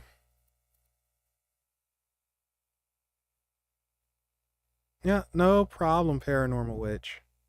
If you see any cheap video games, pick some up for me. And yeah, that would be awesome. So, guys, I've been wanting to get an Xbox Series X for the longest now. And every time I save up, something goes wrong and I got to use that money for other things. I'm back at $10 for savings. So hopefully by my birthday, I will be able to treat myself to a Series X. That is my goal for next year. That's that's what I want for my birthday. So saved up $10 now. Woo! Big spender. And we're gonna go from there. But anyway, going back to April 28th is my birthday. Going back to the demon thing though. So yeah, with the demon thing, we really have to look at the origins of it and how they became the big bad when they're not exactly the big bad. Are they capable of bad things? Yes, most definitely. But the opposite is also true. And I'll use angels as an example because in modern society, we view things as angels versus demons. Just keeps them simple. Are angels the big good? Well, from a certain point of view, yes. Are they capable of bad? Yes. Are demons the big bad? From a certain point of view, yes. Are they capable of good? Yes.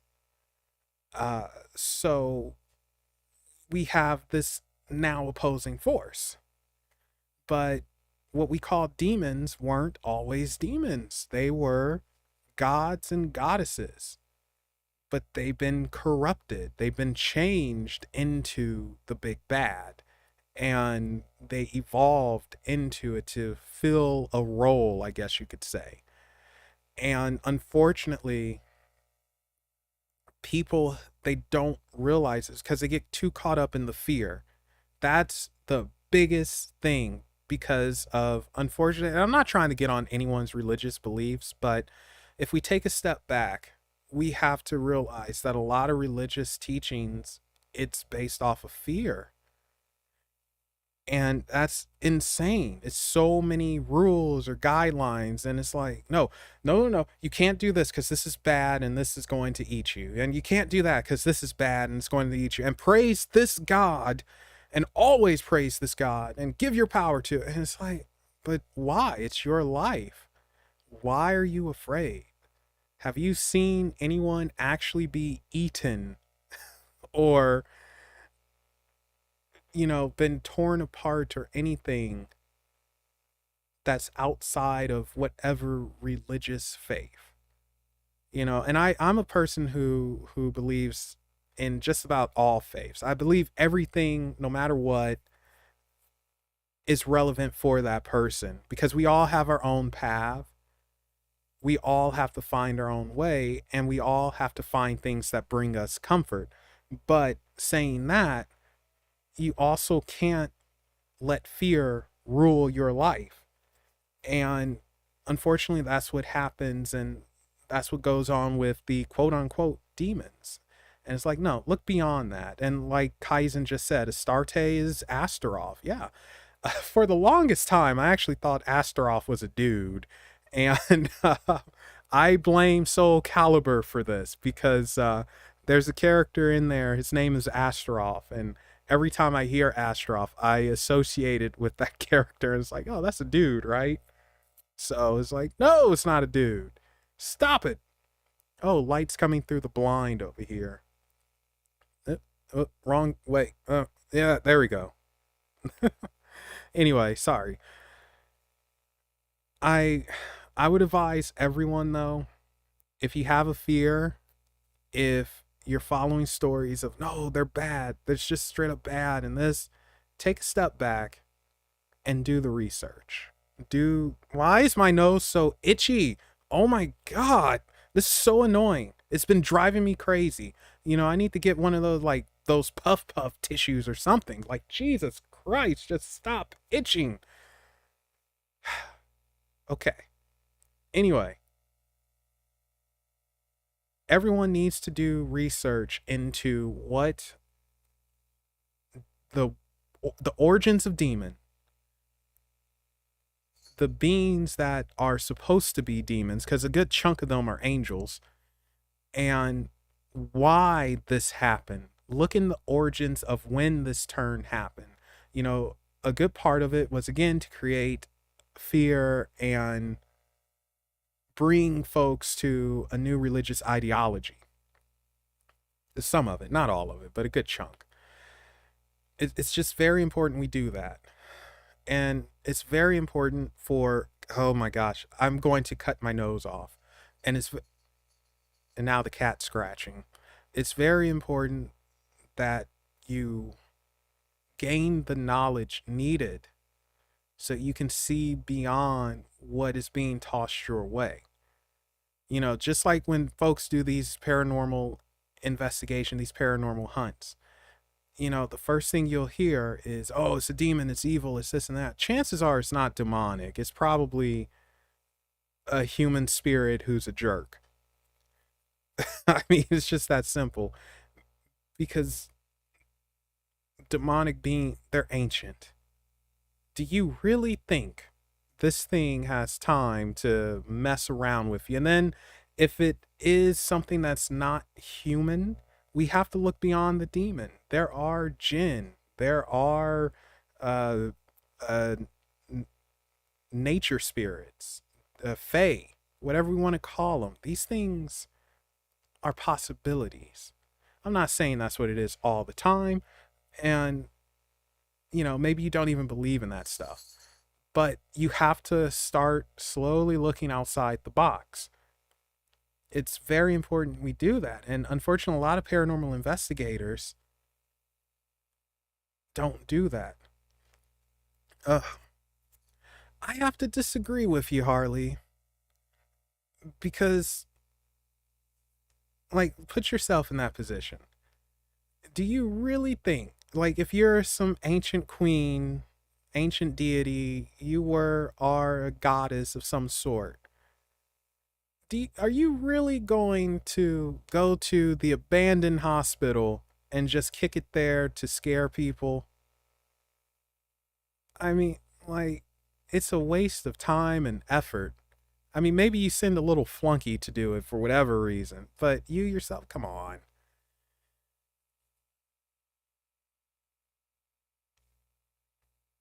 Well, that's just it. What is their purpose? That's something that There are people claiming. That's something that you will have to look into. It's it's something that it's an individual. This is spirituality, essentially. It's something that you have to discover and understand. It it's not, I can't tell you what their purpose is without us, or what our purpose is to them, because it's different for everyone. I've heard stories that some want to guide us, like they just want to help us ascend. And then I've heard other stories where some don't want to be bothered. Like, you're coming into my territory, you're using my name in the wrong manner, and I don't like it, you know? But,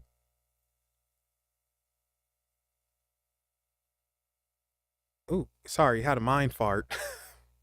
But what they are, who they are, their purpose, I don't know.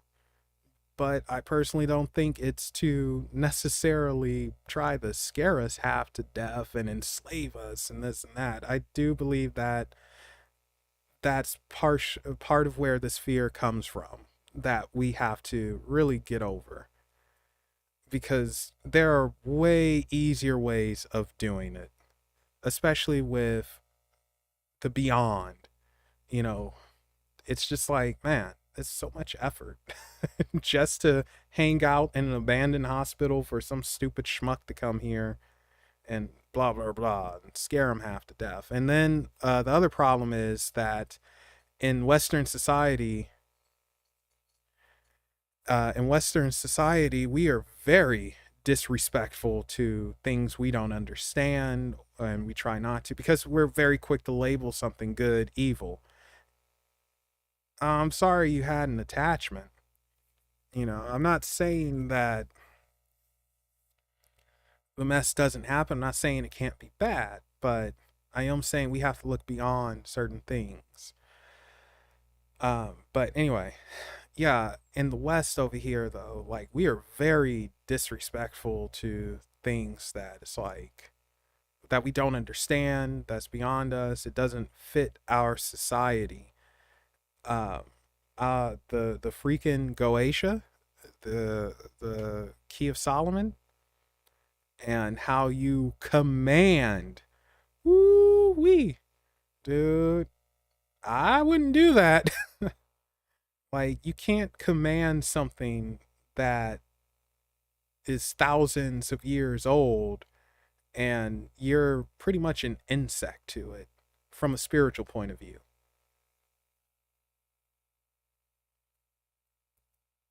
You, you can't, you got to be more respectful than that and actually try to understand it. I'm not saying trust it and invite it into your life and be best friends. No, don't do that.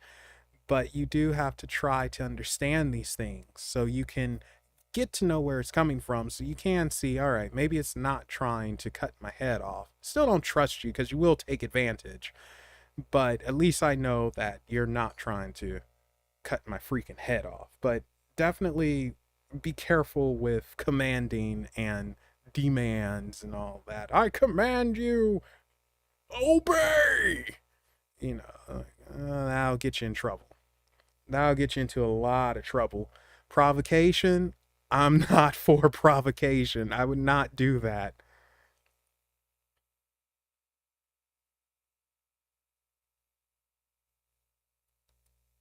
Yeah, exactly. Like, you just, there's certain things you don't do. But you know what? Don't get caught up either in the glitz and glamour, because there's a lot of people who will say like, "Oh, yes, I hang out with the gods all the time and I fight demons and this and that." It's like, "Oh god, just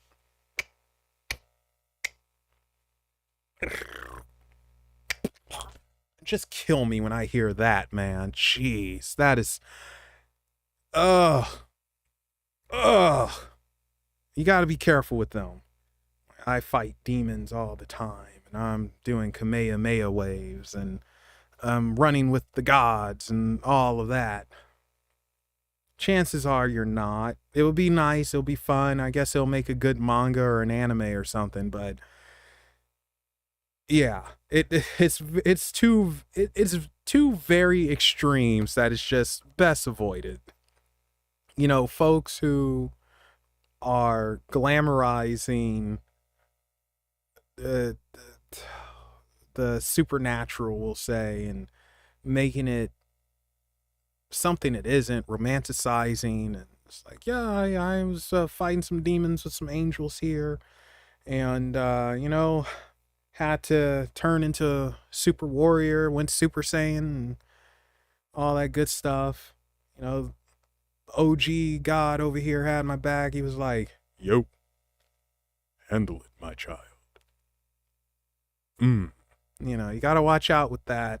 But then you have to also watch out with people who, on the opposite side, like, yeah, you know, forget angels, down with them. They're evil. They're the real evil ones. They're the baddies. And, you know, God can suck a toe. Forget him too. And Christianity, burn it, burn it, burn it. It's all about hell, Satan, hell, Satan. It's just like, you gotta, it's so hard trying to find that balance.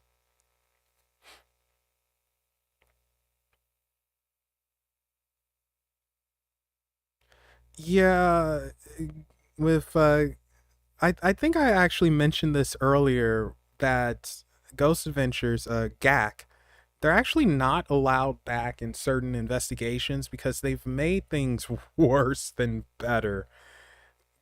It's mm, if there are certain rules that the people ask you to follow, follow those rules. Not hard to do. Just follow the rules. Like, I get that you're trying to make a television show and get ratings or whatever, but still follow the rules. I was speaking to Darren Evans one time, and he was telling me how he went to Zach's Haunted Museum. Actually, I think he was invited back. Him and Richard Layell, they were both invited back. So I think they did some filming with it. It might have been a live show and I missed it, but I'm pretty sure they were invited back. But anyway, he was telling me how Zach was really cool, and he cared, blah blah blah. Whereas someone else told me that after everything was said and done, they left and they weren't assisted. They didn't get help. And I do believe somebody on Aftershocks even said that, where they didn't offer assistance. And yeah, I had Darren on 2 or 3 times for Unexplained Possibilities. Really cool guy. Um, yeah, anyway, yeah, I think it was one person on Aftershocks who even said that they didn't assist and things got worse. And it's like, So yeah, I would be cautious with certain paranormal investigators because they will make things worse through that provocation and just not being respectful. Like, and that's the name of the game, being respectful, having respect for these things that we know diddly squat about. We think we know, but we know nothing. And we don't have to live with the nonsense. When we're gone, we're gone. So that's something to take into account.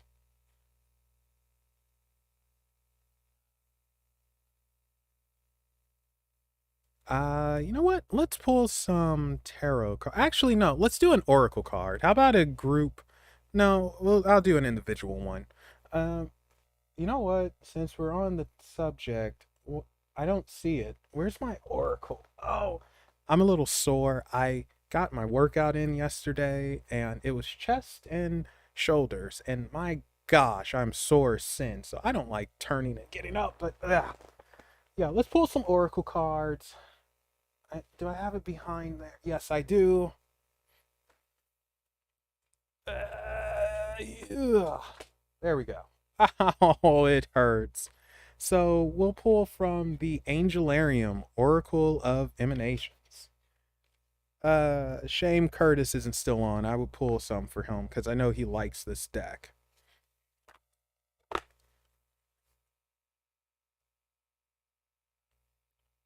Oh gosh, still have an itchy nose.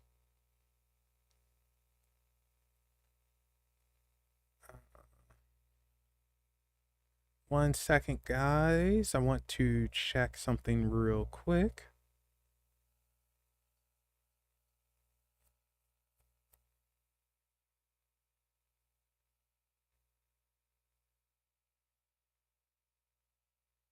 Oh no.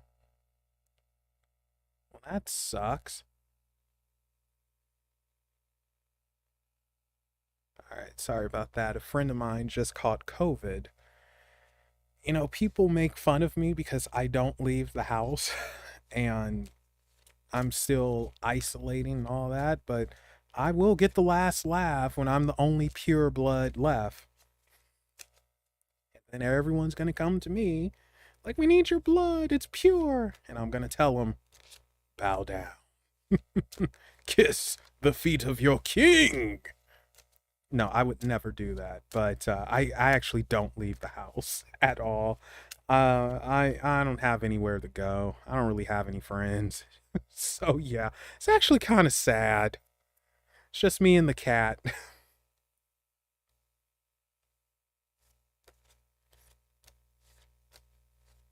Um, okay.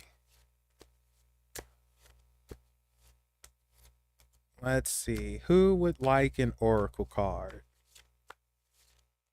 Who would like an oracle card?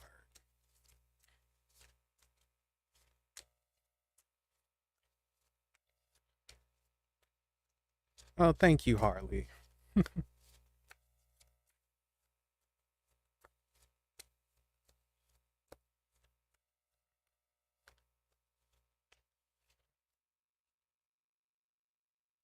Oh, wow. That's a weird song to jump in my head. You know what? I think I'll determine. All right. So a song just jumped in my head, and it's by Simple Plan, the group. And if you can figure out the song, then that's who will get the oracle card.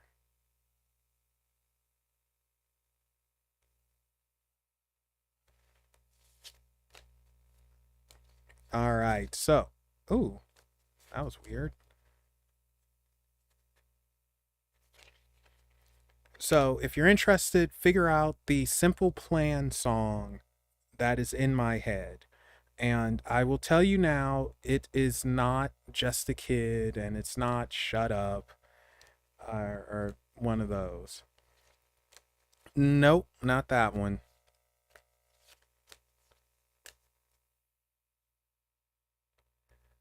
Let's see. I'm trying to think what I can do to give you a hint because this is a hard one. I will admit to that. Um, it's almost like I don't really want to let it go.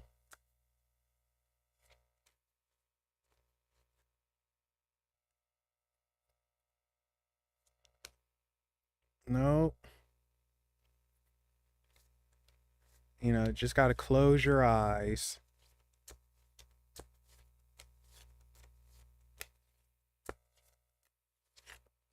Oh, wow. These are jumpy. Okay, so evidently they're feeling the energy from somebody. They are jumping out. What is happening there? Would you guys say that sometimes it feel like everyone's got a problem?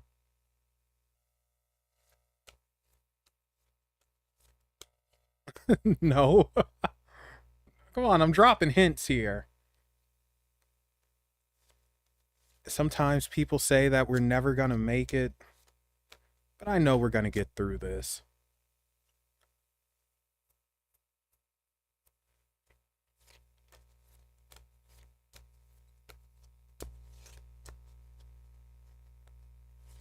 Well, now I can't play this song because it will get me a claim.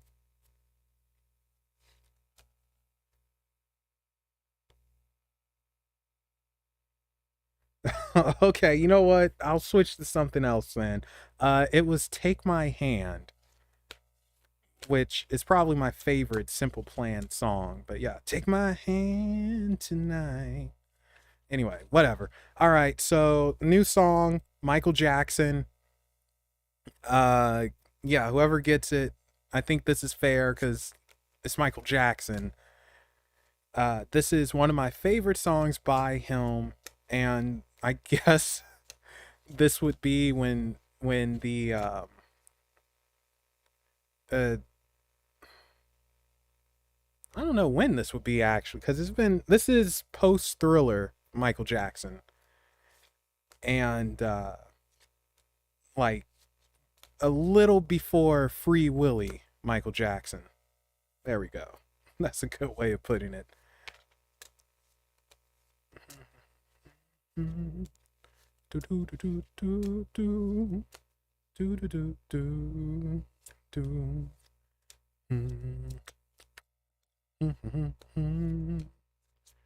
Do do do do. Not Smooth Criminal, but that is my favorite song by, well, top three. Not Smooth Criminal. Uh, okay, so this is going to really give it away, but Macaulay Culkin is in the music video, and it's dancing from all around the world. Tyra Banks is also in the music video.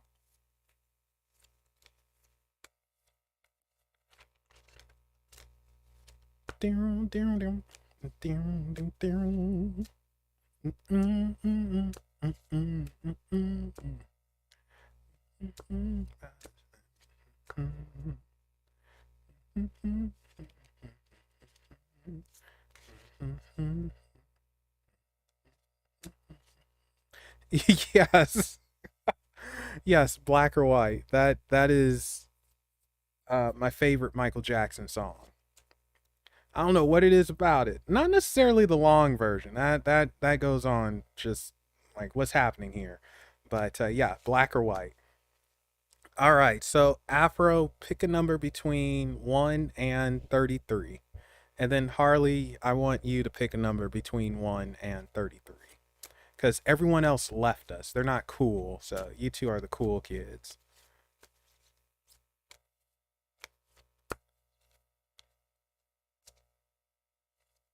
18. All right. Any particular reason for 18?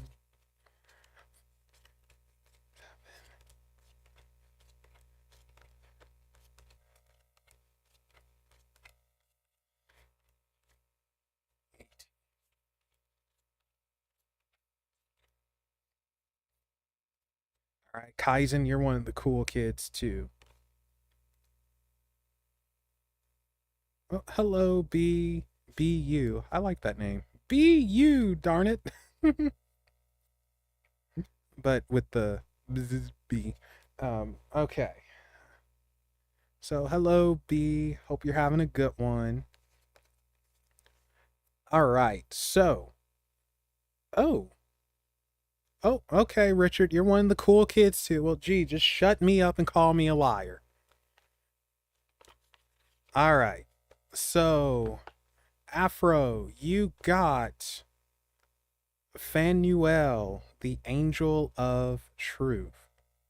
Truth, justice, the American way. Hey, look at that. No real glare yet. This is. I love this deck. Oh, I should probably smooth out the thing so it's not blurry, but that's alright. You can still see it. I just love this deck, though. The art is just amazing. Yep, doing alright. Just hanging out, yapping about any and everything, and thinking about hot dogs. Alright, so let's see what it says, and then we'll go from there. Only thing I don't like about this deck is no numbers. I wish it had numbers so I could just flip to what I need to flip to right away.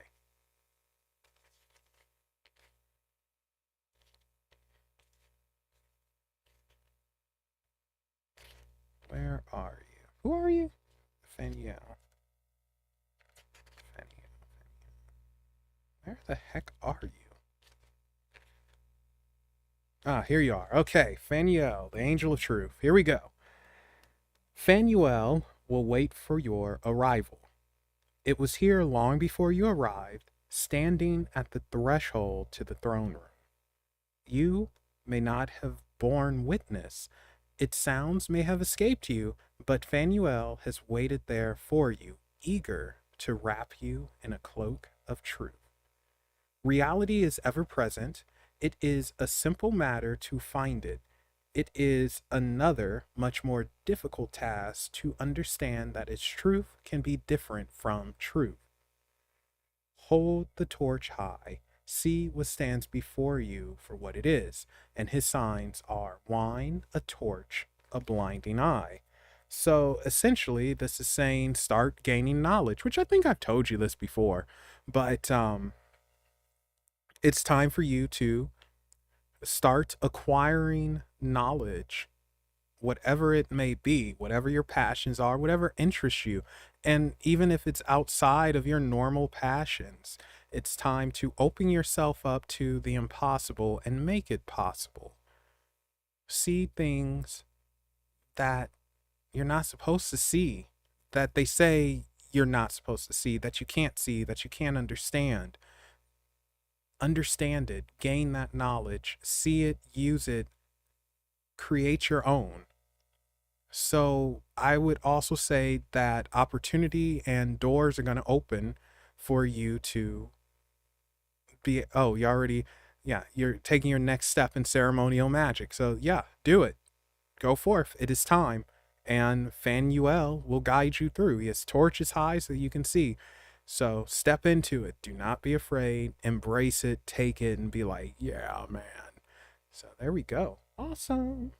All right. And Harley, you got Raziel, Angel of Mysteries. Again, I just absolutely love the art in this. Oh, I mean, seriously, man. The art is just so beautiful.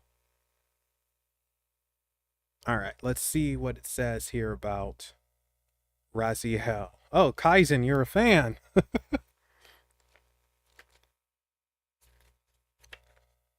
So my inner nerd is coming out, but I know it's Kaizen. I know this is, it says Kaizen, but when I see your name and I say it, I can't help but drop the K and think of Aizen Sosuke. Love reading? Yeah, we could do that. Uh, not to pry too much, but are you in a relationship, single, ready to mingle? All right, here we go. Raziel, Angel of Mysteries. The Keeper, the Speaker of Truth, all knowledge is pressed within the bindings of his book. Raziel stands at the foot of the tree of life and observes all creation, ever the diligent witness, forever transcribing the whole of creation.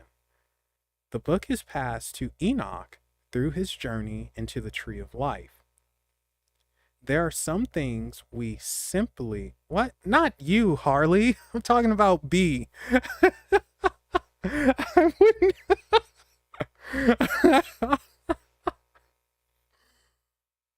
Oh. I was talking about B, Harley, not you. Oh, that's great.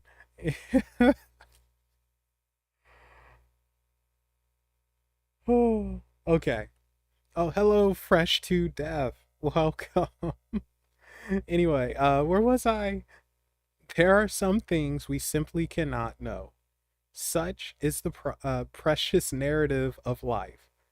We can know the parts of the play, but not the story's end. No, no, no, no. This is not B's reading. It's your card, Harley. It's for you. I was just asking B, since she asked for a love reading, if she was dating, single, blah, blah, blah. I was just clowning around with her. Darn it, you're throwing me off now. Anyway, there are some things we simply cannot know. Such is the precious narrative of life. We can know the parts of the play, but not the story's end. Secrets and hidden endings keep the performance alight and dancing through the universe. Raziel, wrapped on high, our ever present observer, we dream and fill Raziel's book of mysteries. Our breath turns its pages, exhale. And his signs are a book, a mask, a code. So this is interesting because for me, he's a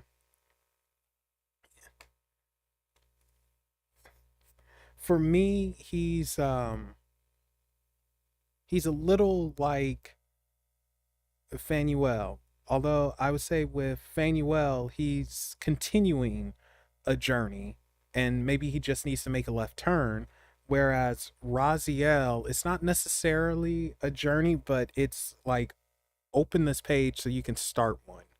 This almost feels like the start of a journey for you, to where you need to kind of look at the odds and ends of things deeper. Like, look deeper into what it is that you know. Look deep into things. Don't just stop at the surface.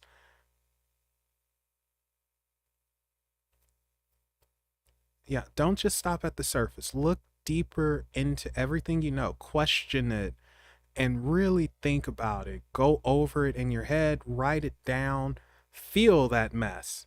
And when I say feel it, I mean feel it. So, not necessarily a journey, but reevaluating what it is that you know so you can understand it better. So you can actually see what you've been missing and what will now plug in those holes that are there that you want to know the answers to, but you're not receiving them. Because I think you already know the answer. It's just plugging in that hole and just reevaluating, re-looking at things from a different angle, a different point of view. But yeah, there you go. Raziel. Honestly, I love this freaking art. Just so good. So good. And I'll just put them together for you both. All right, so B, you'd like a reading. Uh you know what, B? I'll let you choose the deck. So you could choose from the Llewellyn, the Druid Craft, the Rider White, or the Thoth. The choice is yours.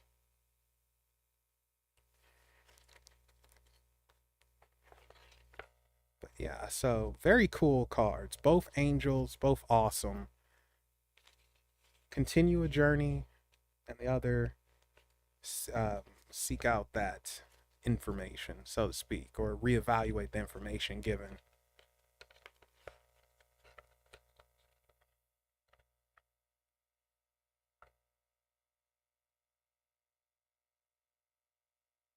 Oh, good lord, I'm I'm sorry. I had a mind fart. Like something just crossed my mind, and yeah, the second one. I think I said the Llewellyn. I hope I said the Llewellyn because I'll be the second one. Or did I say the Druid Craft? Oh wow, Remio, that's awesome. I think I said the Llewellyn. All right, well, you're getting the Llewellyn, so I hope this was the second one. If it's not, I feel like a giant prick because I do try to give people what they want. And what type of reading did you want, B? Knock that energy off. This is for BU. I love that name. BU. Honestly, if more of us were ourselves, man, we'd be much happier. But unfortunately, we put on a mask and we hide ourselves. We hide ourselves from society and we hide from well, ourselves when we look in the mirror. General, gotcha. Oh, that's all right, Harley. And then it begs the question, who are we? What are we? Do we even know ourselves?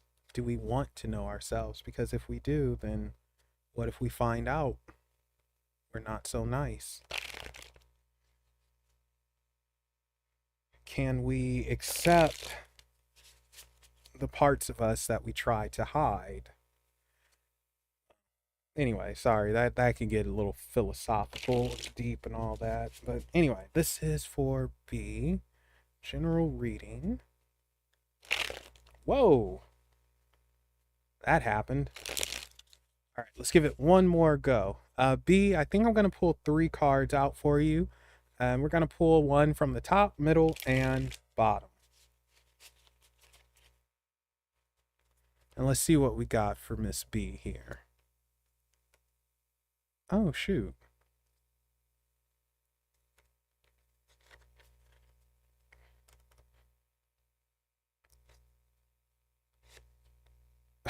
What the heck? Okay. So, B, you got 3 cups here.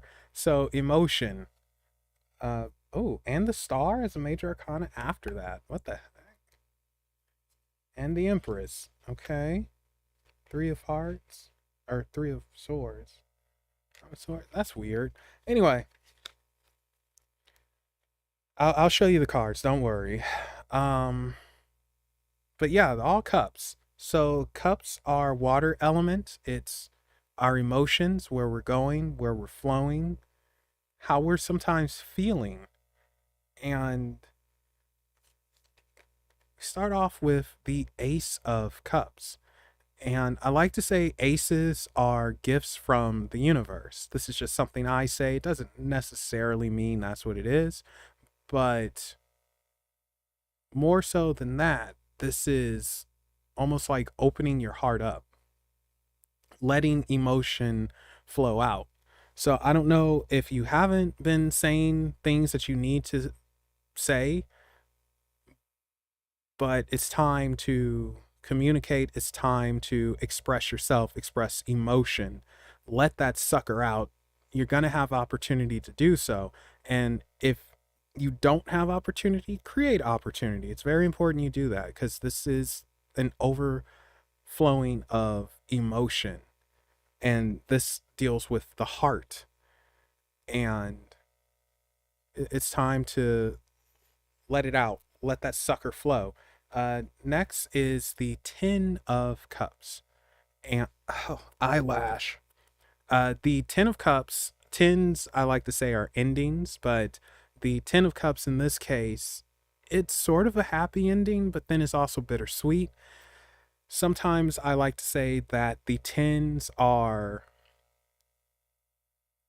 well, it's like seeing a kid off to college. It's like, yeah, seeing a kid off to college. It's a little bittersweet. You're happy they're leaving, but then you're sad they're leaving. And it's almost like that with you. Like, you need to do something. Oh, I'm sorry. I'm sorry to hear that. Oh, well, I kind of wish you didn't tell me that, because the final card is the 8 of Cups, and that's letting something go. And it kind of goes with this 10 of Cups. But but yeah, so it's bittersweet. We have a happy ending, but it's bittersweet, like seeing a kid off to college. And you're happy they're leaving, but you're sad they're leaving, because things are a little bit more empty. You raised them for 18 years, 19 years, 20 years, however long. And, now they're leaving. They're an adult, they're grown up.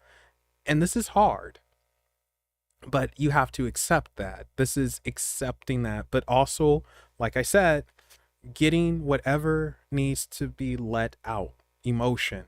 emotion, emotion, emotion. So, yeah, this is all about your emotions and not properly letting them out and letting go.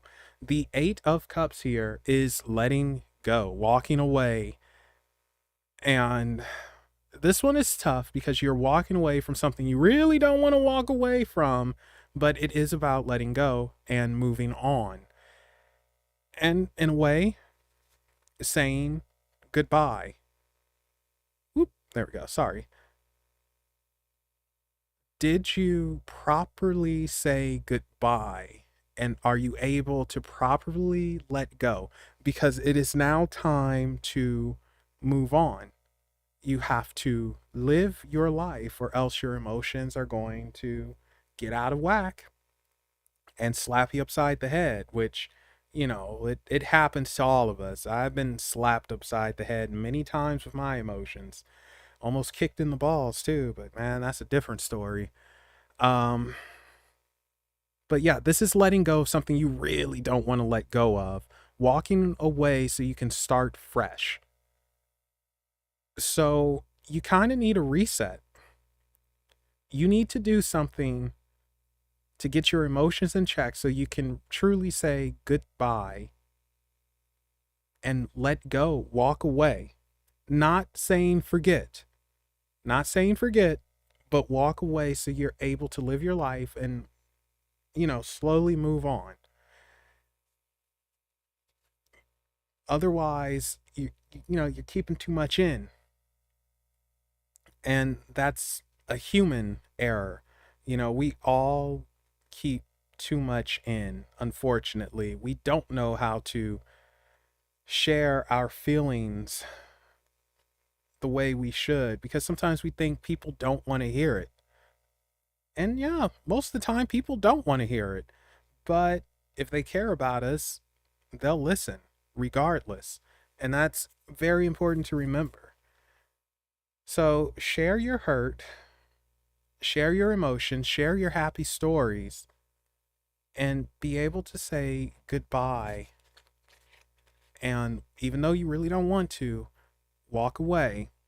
Don't forget, but walk away so you can have your ending, so you could have your reset. Uh, I would suggest, and this is something I tell people to do when loved ones pass away, I would suggest actually planting something in their honor and watching it or tending to it, watching it grow. And that way, in an odd way, you still have something dedicated to them that you're able to share your love with, and you're also able to move on at the same time. So it's like, no, you're not forgotten. You're here, you're around, but I can also, focus on other things. I can share with you when I need to share with you, etc., etc. But yeah, this is emotion that you need to let out, get it all out, and kind of walk away, like start moving on. I feel like a prick saying that, but yeah, there you go. Um, B. But I'm sorry that your father passed away. That's a bummer. And I'm not going to end on a bummer. We don't like bummers here. Instead, we're going to end on a good note, and we're going to say that you will be A-OK and you need to treat yourself to a milkshake. And if you don't like milkshakes, get a Slurpee. And if you don't like Slurpees, well, I don't know, man. You're you're a lost child at that point. So, yes, get a milkshake. And make sure it brings all the boys to the yard. No, probably not. That would be bad. Don't bring all the boys to the yard. But definitely get a milkshake. All right. Anyone else want an oracle card or a tarot pool? And no, Harley, you will not be getting that story. Never. No.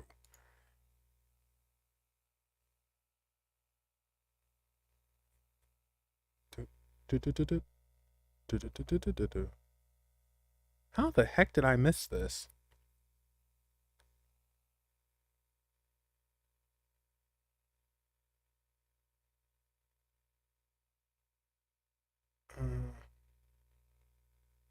October 26th. Oh, okay, that's how.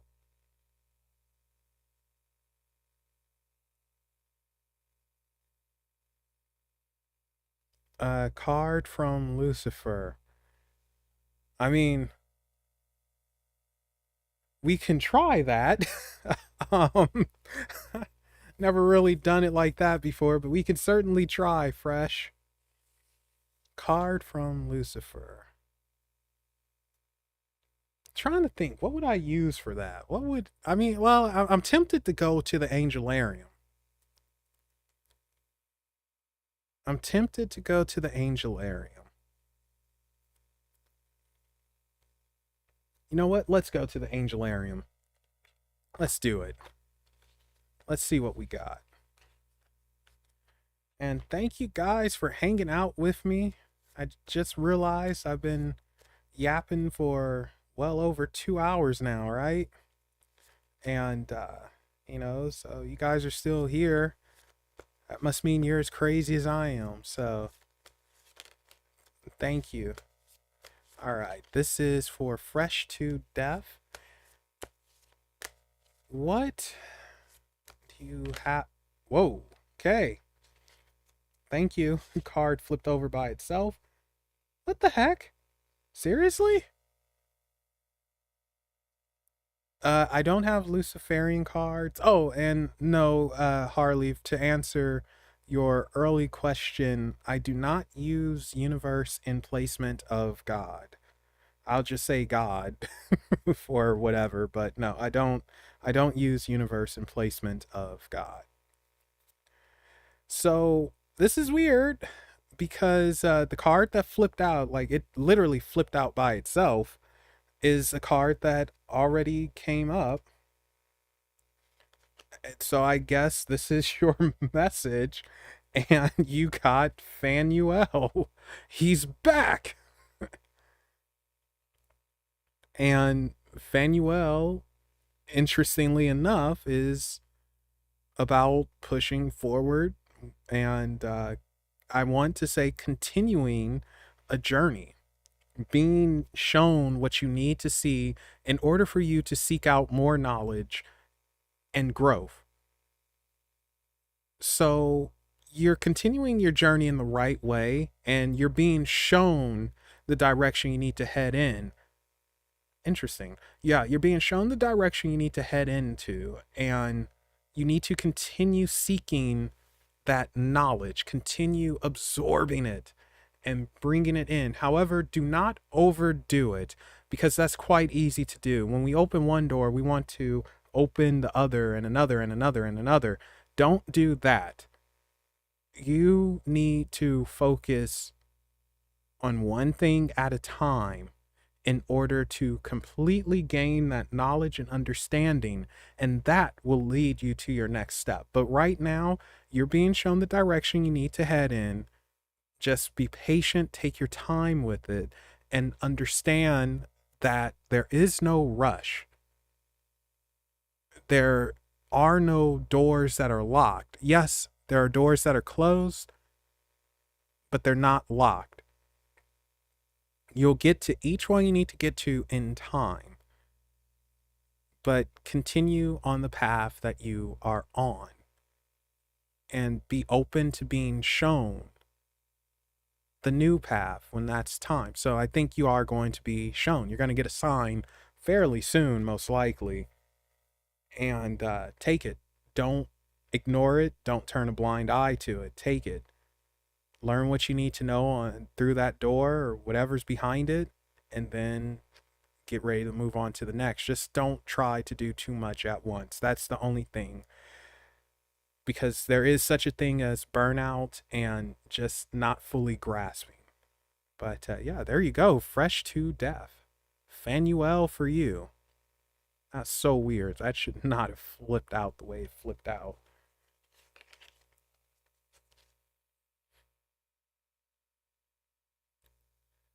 Um, mm, yes and no. I believe that our universe can hold a type of collective consciousness, but I don't necessarily believe the universe itself is a collective conscious or sentience. I believe it can hold it, but I don't necessarily think that it is. And I do think that signs or energy or whatever can work through it. Hence why I say, okay, what does the universe have to say? So, if anything, for me, you could see the universe kind of like fate.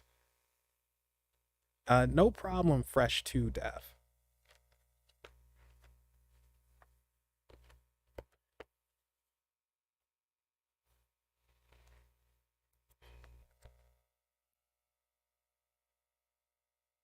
All right, I'm going to be right back, guys. Gonna get some more water, and I want to check on the cat because she's a little too quiet. She might be sleeping, but I'll be right back.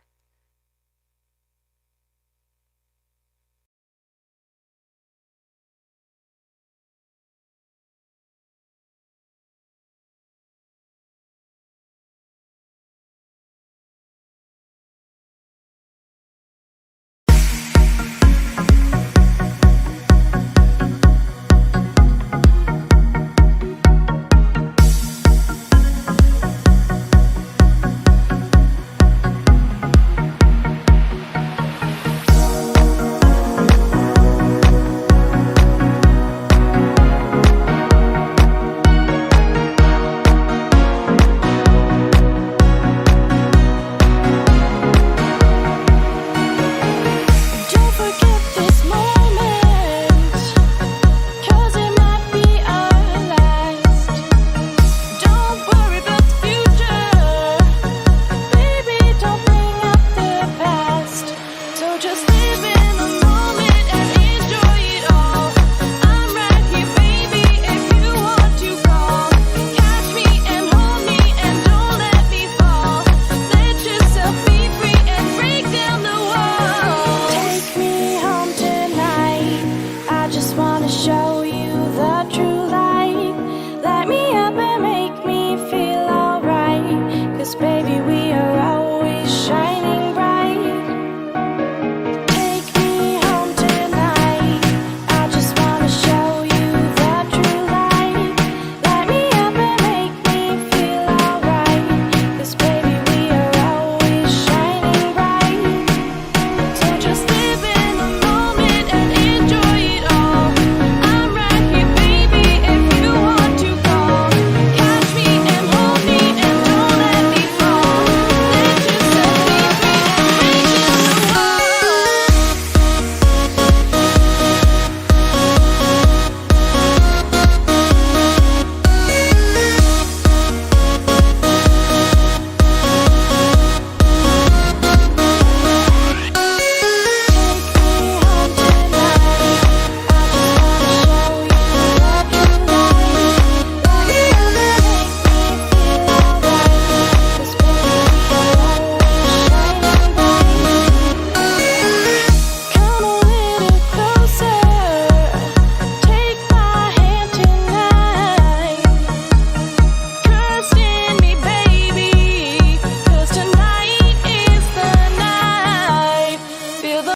All right, I am back. I'm back. I'm I was thinking of the Expendables 2 and whatever. It doesn't matter. I'm back. Okay. But yeah, no problem. Fresh to death. The cat is fine. She is indeed sleeping.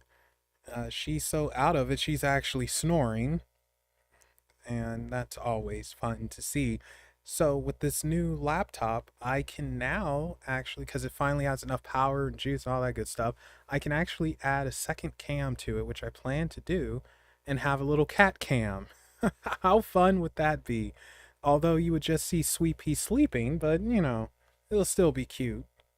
At least I hope so. And yeah, people like cat cams, and maybe it'll bring more folks in because I think next year I'm going to really try and push growth for the channel. that's going to be a priority. I should be in a different space, should be able to do a little bit more, but I'm hoping to reach more people. That is the ultimate goal. So far, it's awesome seeing new folks come in here, like Kaizen, I think is sort of new, I think. And Fresh to Death. Yeah. But then saying that, I think I've seen you guys for on anima stuff and maybe Malices. So I don't know. Who knows? I'm drunk. Don't listen to me. I'm not actually drunk. I've never had alcohol a day in my life, but I'm drunk. So we'll just go with that. Yeah, okay. So see, Afro, you're cool with it. So yeah, I'm thinking about that. Little cat cam just showing Sweet Pea sleeping because that's all she does. And that would be fun though. But I do wish she would do more than just sleep. You'll just see her on her back, and then you'll you'll just see her drooling. Ugh. Yeah, my cat drools when she sleeps. She gets her rest. I think I'll just say that she gets her freaking rest. Harley, yeah, Harley, you're fairly new. Never what? What did I do for never? Quote the Raven Nevermore? What's happening here? What's the never?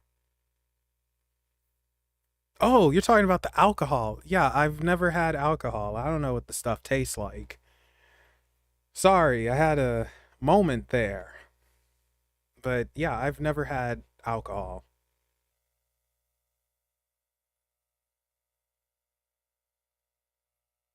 Like, I don't know what I would do if I did take it. I'd probably just, I don't know. I don't I don't know. I just never had a reason to have a drink. What am I going to do with this?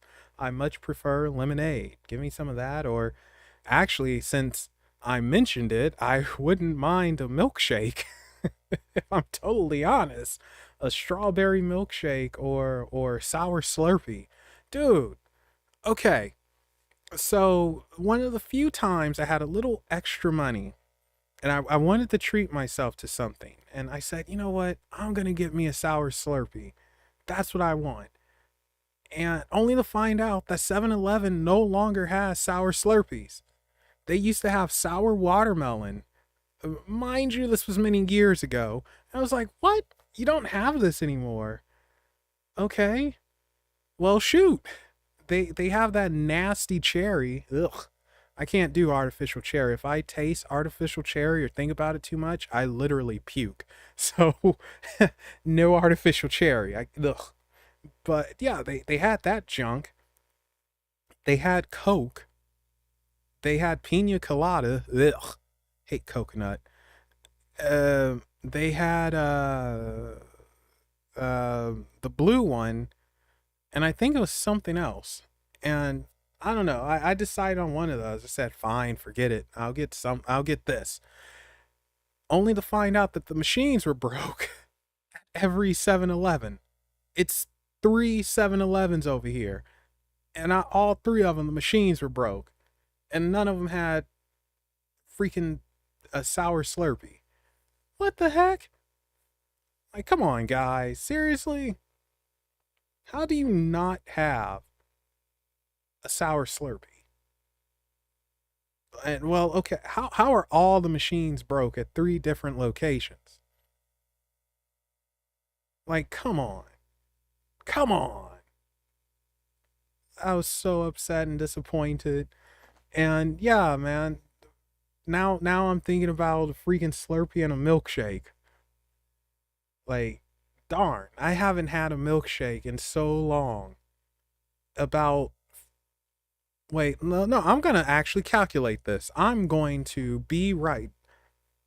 When did I last have a milkshake?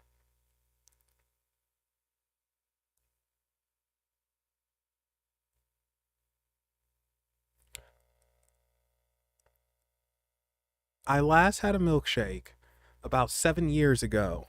and it wasn't even a milkshake. It was uh, a McFlurry, I think they're called. It was a Reese's McFlurry or something like that. And that wasn't even a true milkshake, but that was the last time. Yeah, I talked to Brooke. Oh, that's where you're from, Brooke. Yes. Yeah, so it's been about 7 years. 7 freaking years for something that wasn't even a true milkshake. Gosh darn it. But yeah, I talked to Brooke. Spoke to her not too long ago. I quite like Brooke.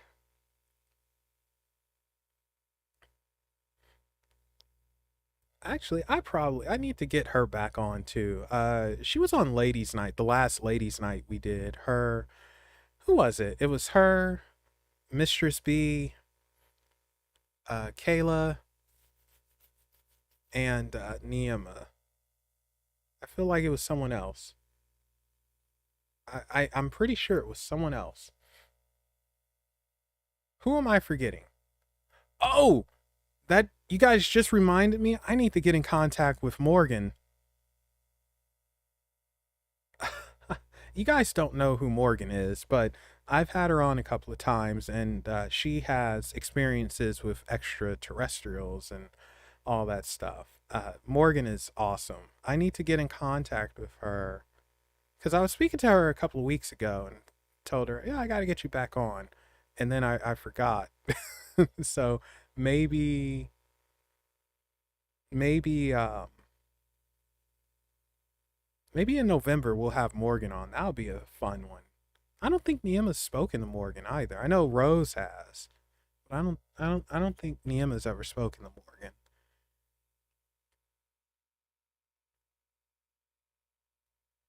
If you were in prison. Oh man, I really legit want a milkshake, man. What the heck? Why did I say that to that woman? Darn you, B! Not really. It's not your fault. It's my fault because I'm a Taurus. Mm, man, that would be so good. So, what are some of your guys' favorite things to eat and snack on, drink? I'm curious. This is a get to know your audience, and shoot, while at it, we'll make it a AMA. Ask me anything. So, whatever you want to know, ask away, and I shall answer within reason. Don't be crazy and be like, Melvin, what was it like being a pimp in your former life? Well, I can't tell you that. It wouldn't be right or fair to the women. So, don't ask something like that. But then that wouldn't be a ask me anything, would it? All right, so ask me anything, but I have a right to say no to answering. Burger King. Burger King used to have a pretty interesting deal until the inflation hit, and they had a family deal where you could get three cheeseburgers, three Whoppers, and three fries for $15. It's no longer $15. It is now $20, and it's ridiculous. And Noella, we're doing a ask me anything you want to know. You bring the Q, and I bring the A. So ask whatever you want, and let's talk about your favorite things to eat. Vanilla ice cream with strawberries and caramel sauce. Woo wee! All right. So have I practiced magic? Uh,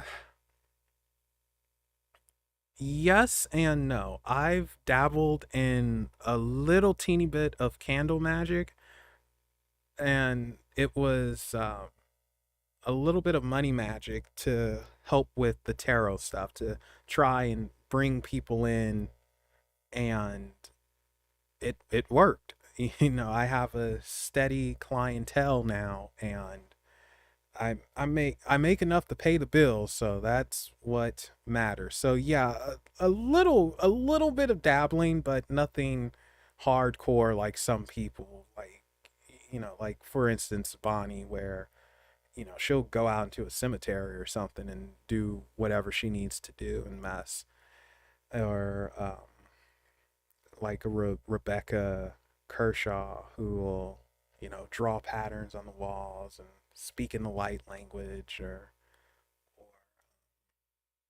the Grey Witch Zerafina. That's not your name. Oh my gosh. Oh gosh, how did I mention you? Um, that's not right at all. Freaking uh, Zarina Zaya Crow, Zerafina. Good lord, thank God Bonnie didn't hear that one. Uh,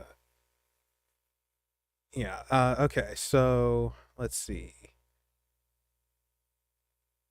Who taught me how to read the cards? No, that woman doesn't know I exist, Noella, so it's no way she was thinking about me. So, okay, so interesting story with this one, because I give credit to Bonnie for this.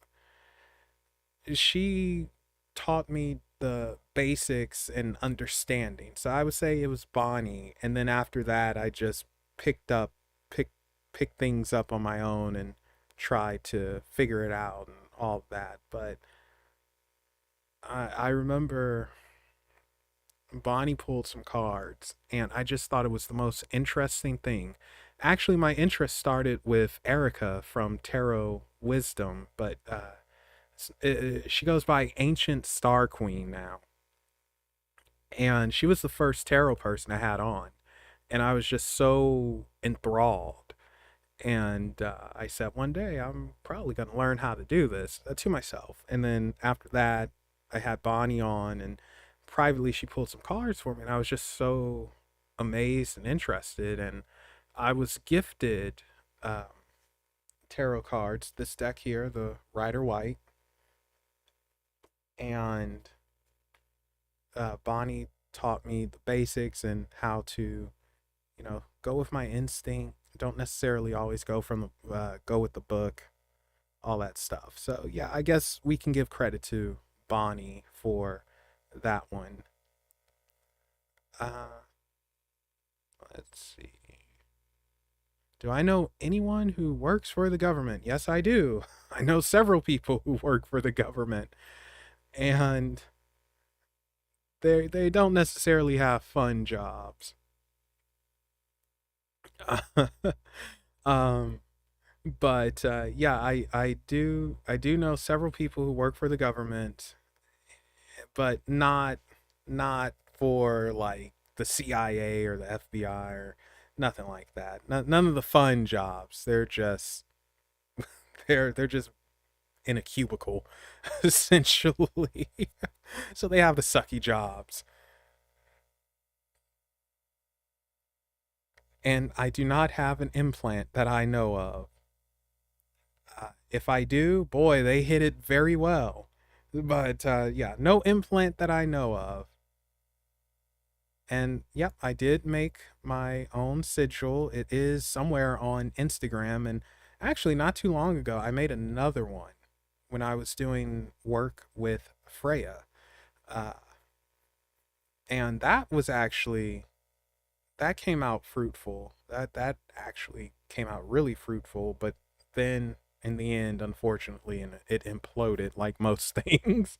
But yeah, I made another sigil. I didn't show that one publicly though. Maybe one day I will.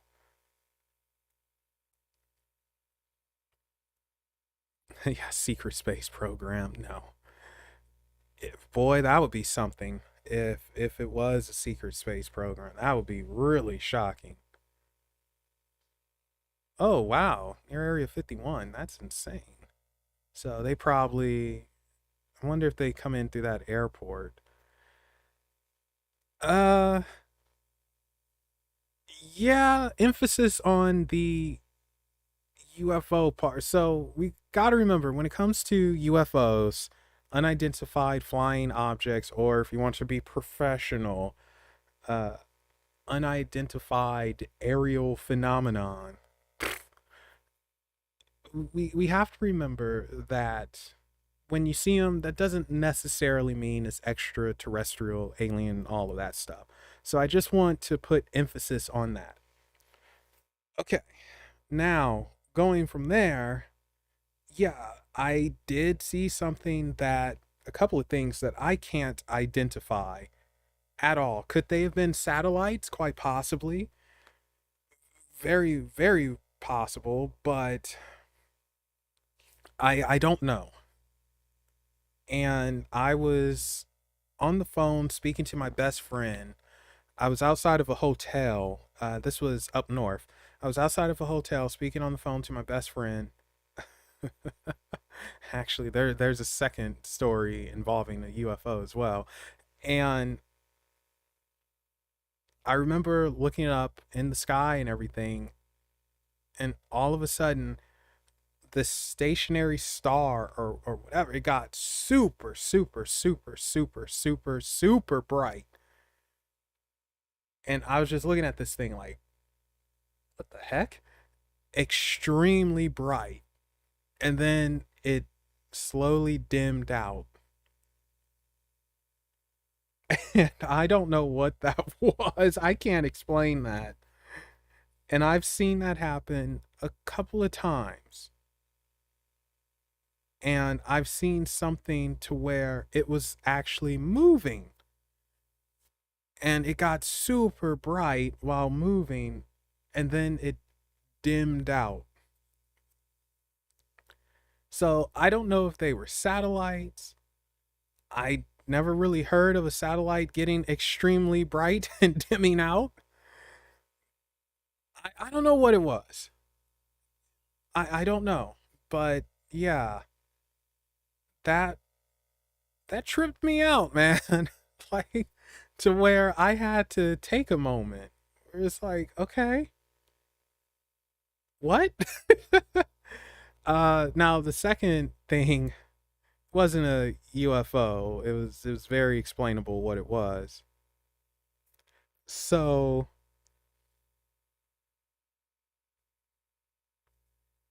I was speaking to, funnily enough, my alien friend, and I was just walking down the street, and there are hills and mountains and everything where I was at that time.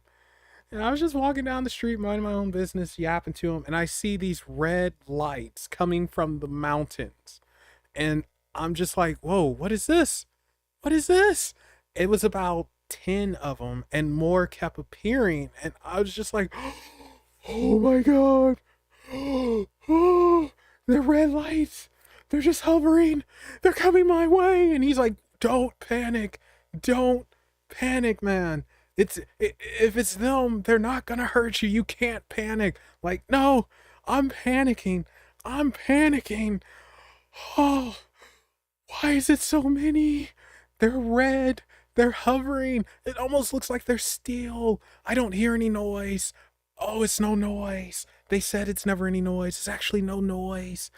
And then it hit me after my panic and me sitting on the sidewalk. It was the Chinese New Year, and those were lanterns. Chinese lanterns in the air.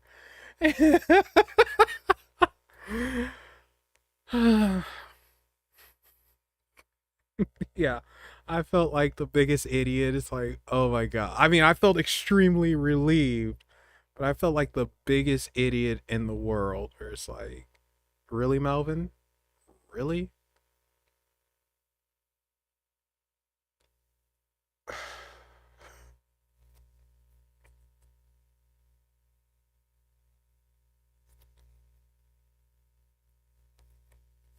So, yeah. Freaking land. And like, I was like, freaking idiot. Oh, that's embarrassing. Yeah, I understand why people don't want to talk about things like that because it makes you look crazy. There's always skeptics out there. You feel disrespected. No one takes you seriously. So I can understand. For me though, like I said, it was very simple. It was just not the Chinese lanterns, but the other thing, just a freaking light that just I can't explain it.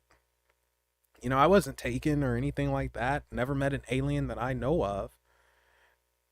I yeah, I don't know, man. I just saw that thing. It's just very weird. Very, very weird. Like, this cat has her hair everywhere. Like it's amazing. Like I've never seen a cat shed this much. I actually just ordered one of those glove things where you rub on the cat and it picks up the hair. So I'm hoping that helps. It's just I know how she is, and if I try to use it, she's gonna decide like, no, I want to play and run around like a Tasmanian devil. And this is a fast cat too. Like, but Sweet Pea, she's honestly she might be a little special needs. She got lost in the backyard. Not even joking. It's enclosed too. It's an enclosed backyard, and she got lost in it. She was on some side, and she was trying to figure out how to get wherever she wanted to go, and she forgot which way she came through, and she's just running through back and forth in the backyard, trying to figure out like, oh my god, oh my god, oh my god, I'm lost, I'm lost, I'm lost, until she found the door and was like, oh, and she went in. So yeah, I'm pretty sure I have a special needs cat. She's just functioning enough to where like it's passable. She's like Forrest Gump. Forrest Gump wasn't I am Sam levels of special needs, but he was, well, Forrest Gump. And that's kind of like Sweet Pea here. She's kind of like Forrest Gump. She's she's very loving, well, to me anyway. But it's just some things, man. It's like something's off here with you. Yeah.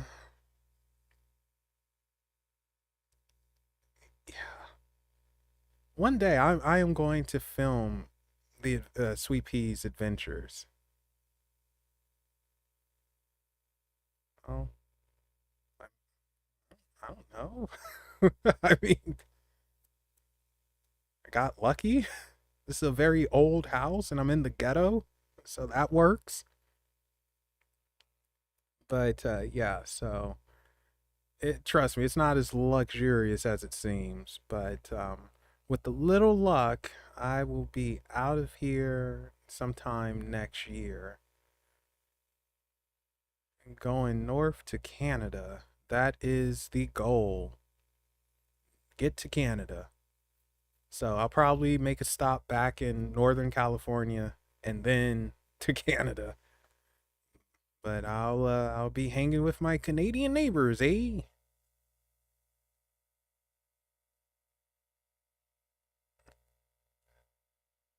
Yes, really. Yeah. I mean, I love California. I love the West Coast, but I can't stand the people. Like, I don't know if I shared this with you guys or not, but a long time ago, I actually used to write movies. It's not what you think.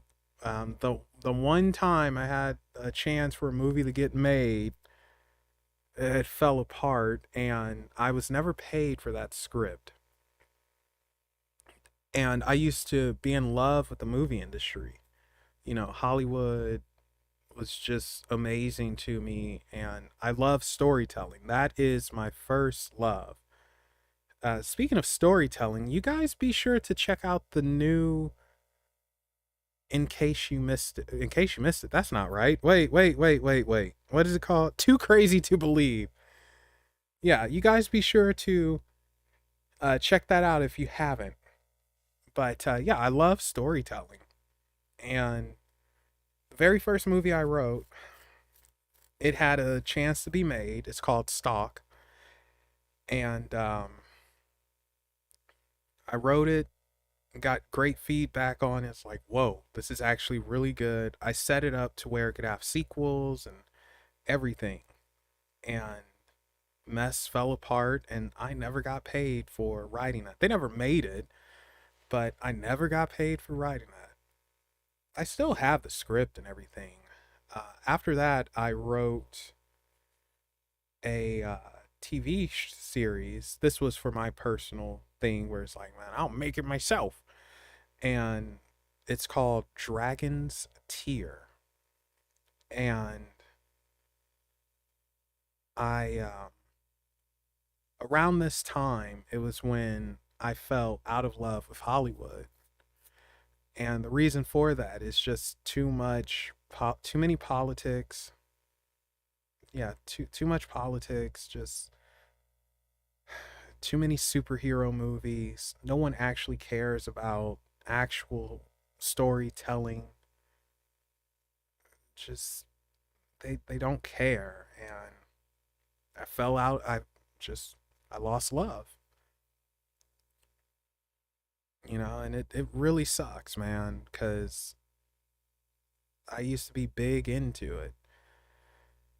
But as soon as these superhero movies started making billions of dollars, that was all she wrote.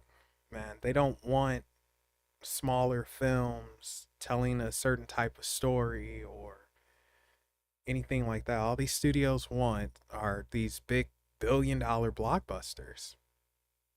And they want the same old, or stupid reboot or remake, but turn this person into this so we can capitalize off of this. And it's like, God darn you.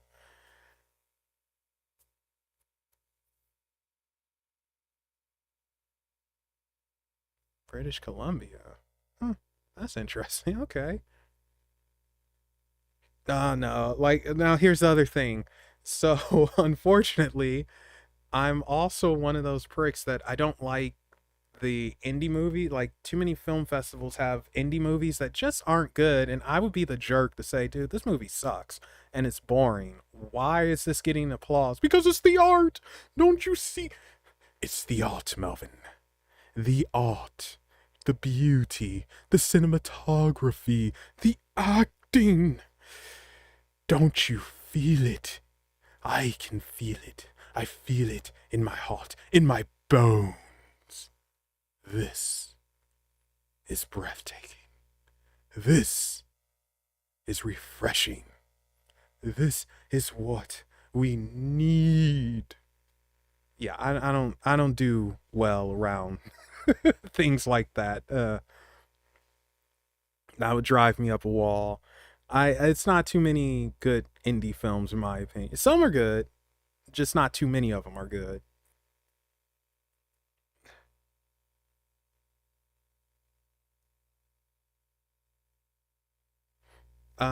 So I think I'm going to start wrapping it up because I've been on for over 3 hours. Holy cow.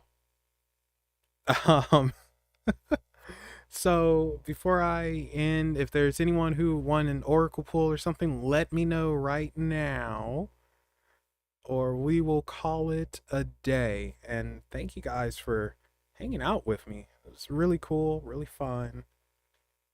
And I hope you all enjoyed my random talk about any and everything under the sun.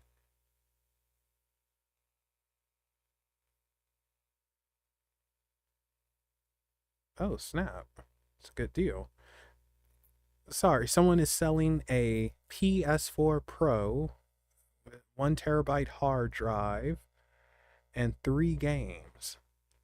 I will not be purchasing it, but I'm just informing you if anyone is interested. Yeah, well, I'm happy you do, Harley. It would suck if you didn't, but even if you didn't, you can just send me some hate mail or something. Just get on my case. Like, hey, you suck. Stop it. Shut up. I said shut up. That's acceptable. Like, I like to say that everyone is welcome, and I do mean that. Everyone, regardless of like or dislike is welcome as long as they're respectful to everybody. I mean, I don't really mind so much if you're getting on my case, that's fine, whatever. But I do like folks to be respectful towards each other.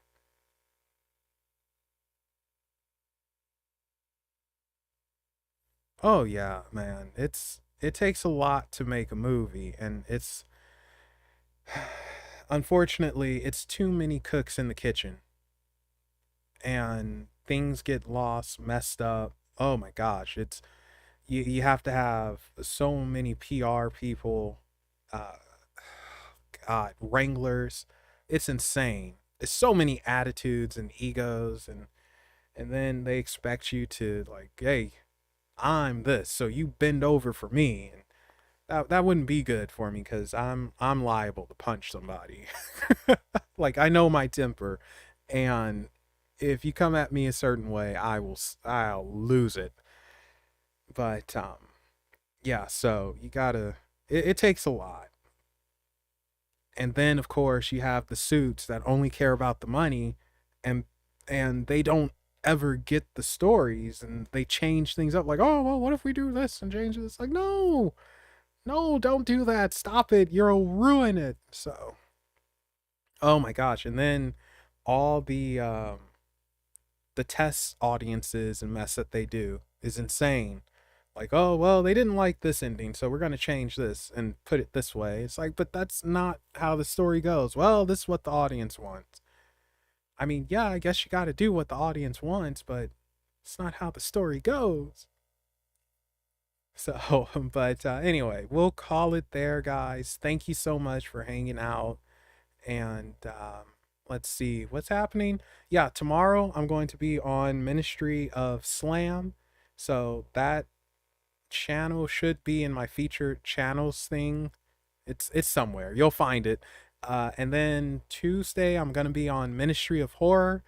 Uh, this week I'm gonna have two witches on, and also be on the lookout for Niema's first viewing and reaction to The Evil Dead 1981. That's gonna be funny. All right, so with that said, I am out, and everyone have a great afternoon.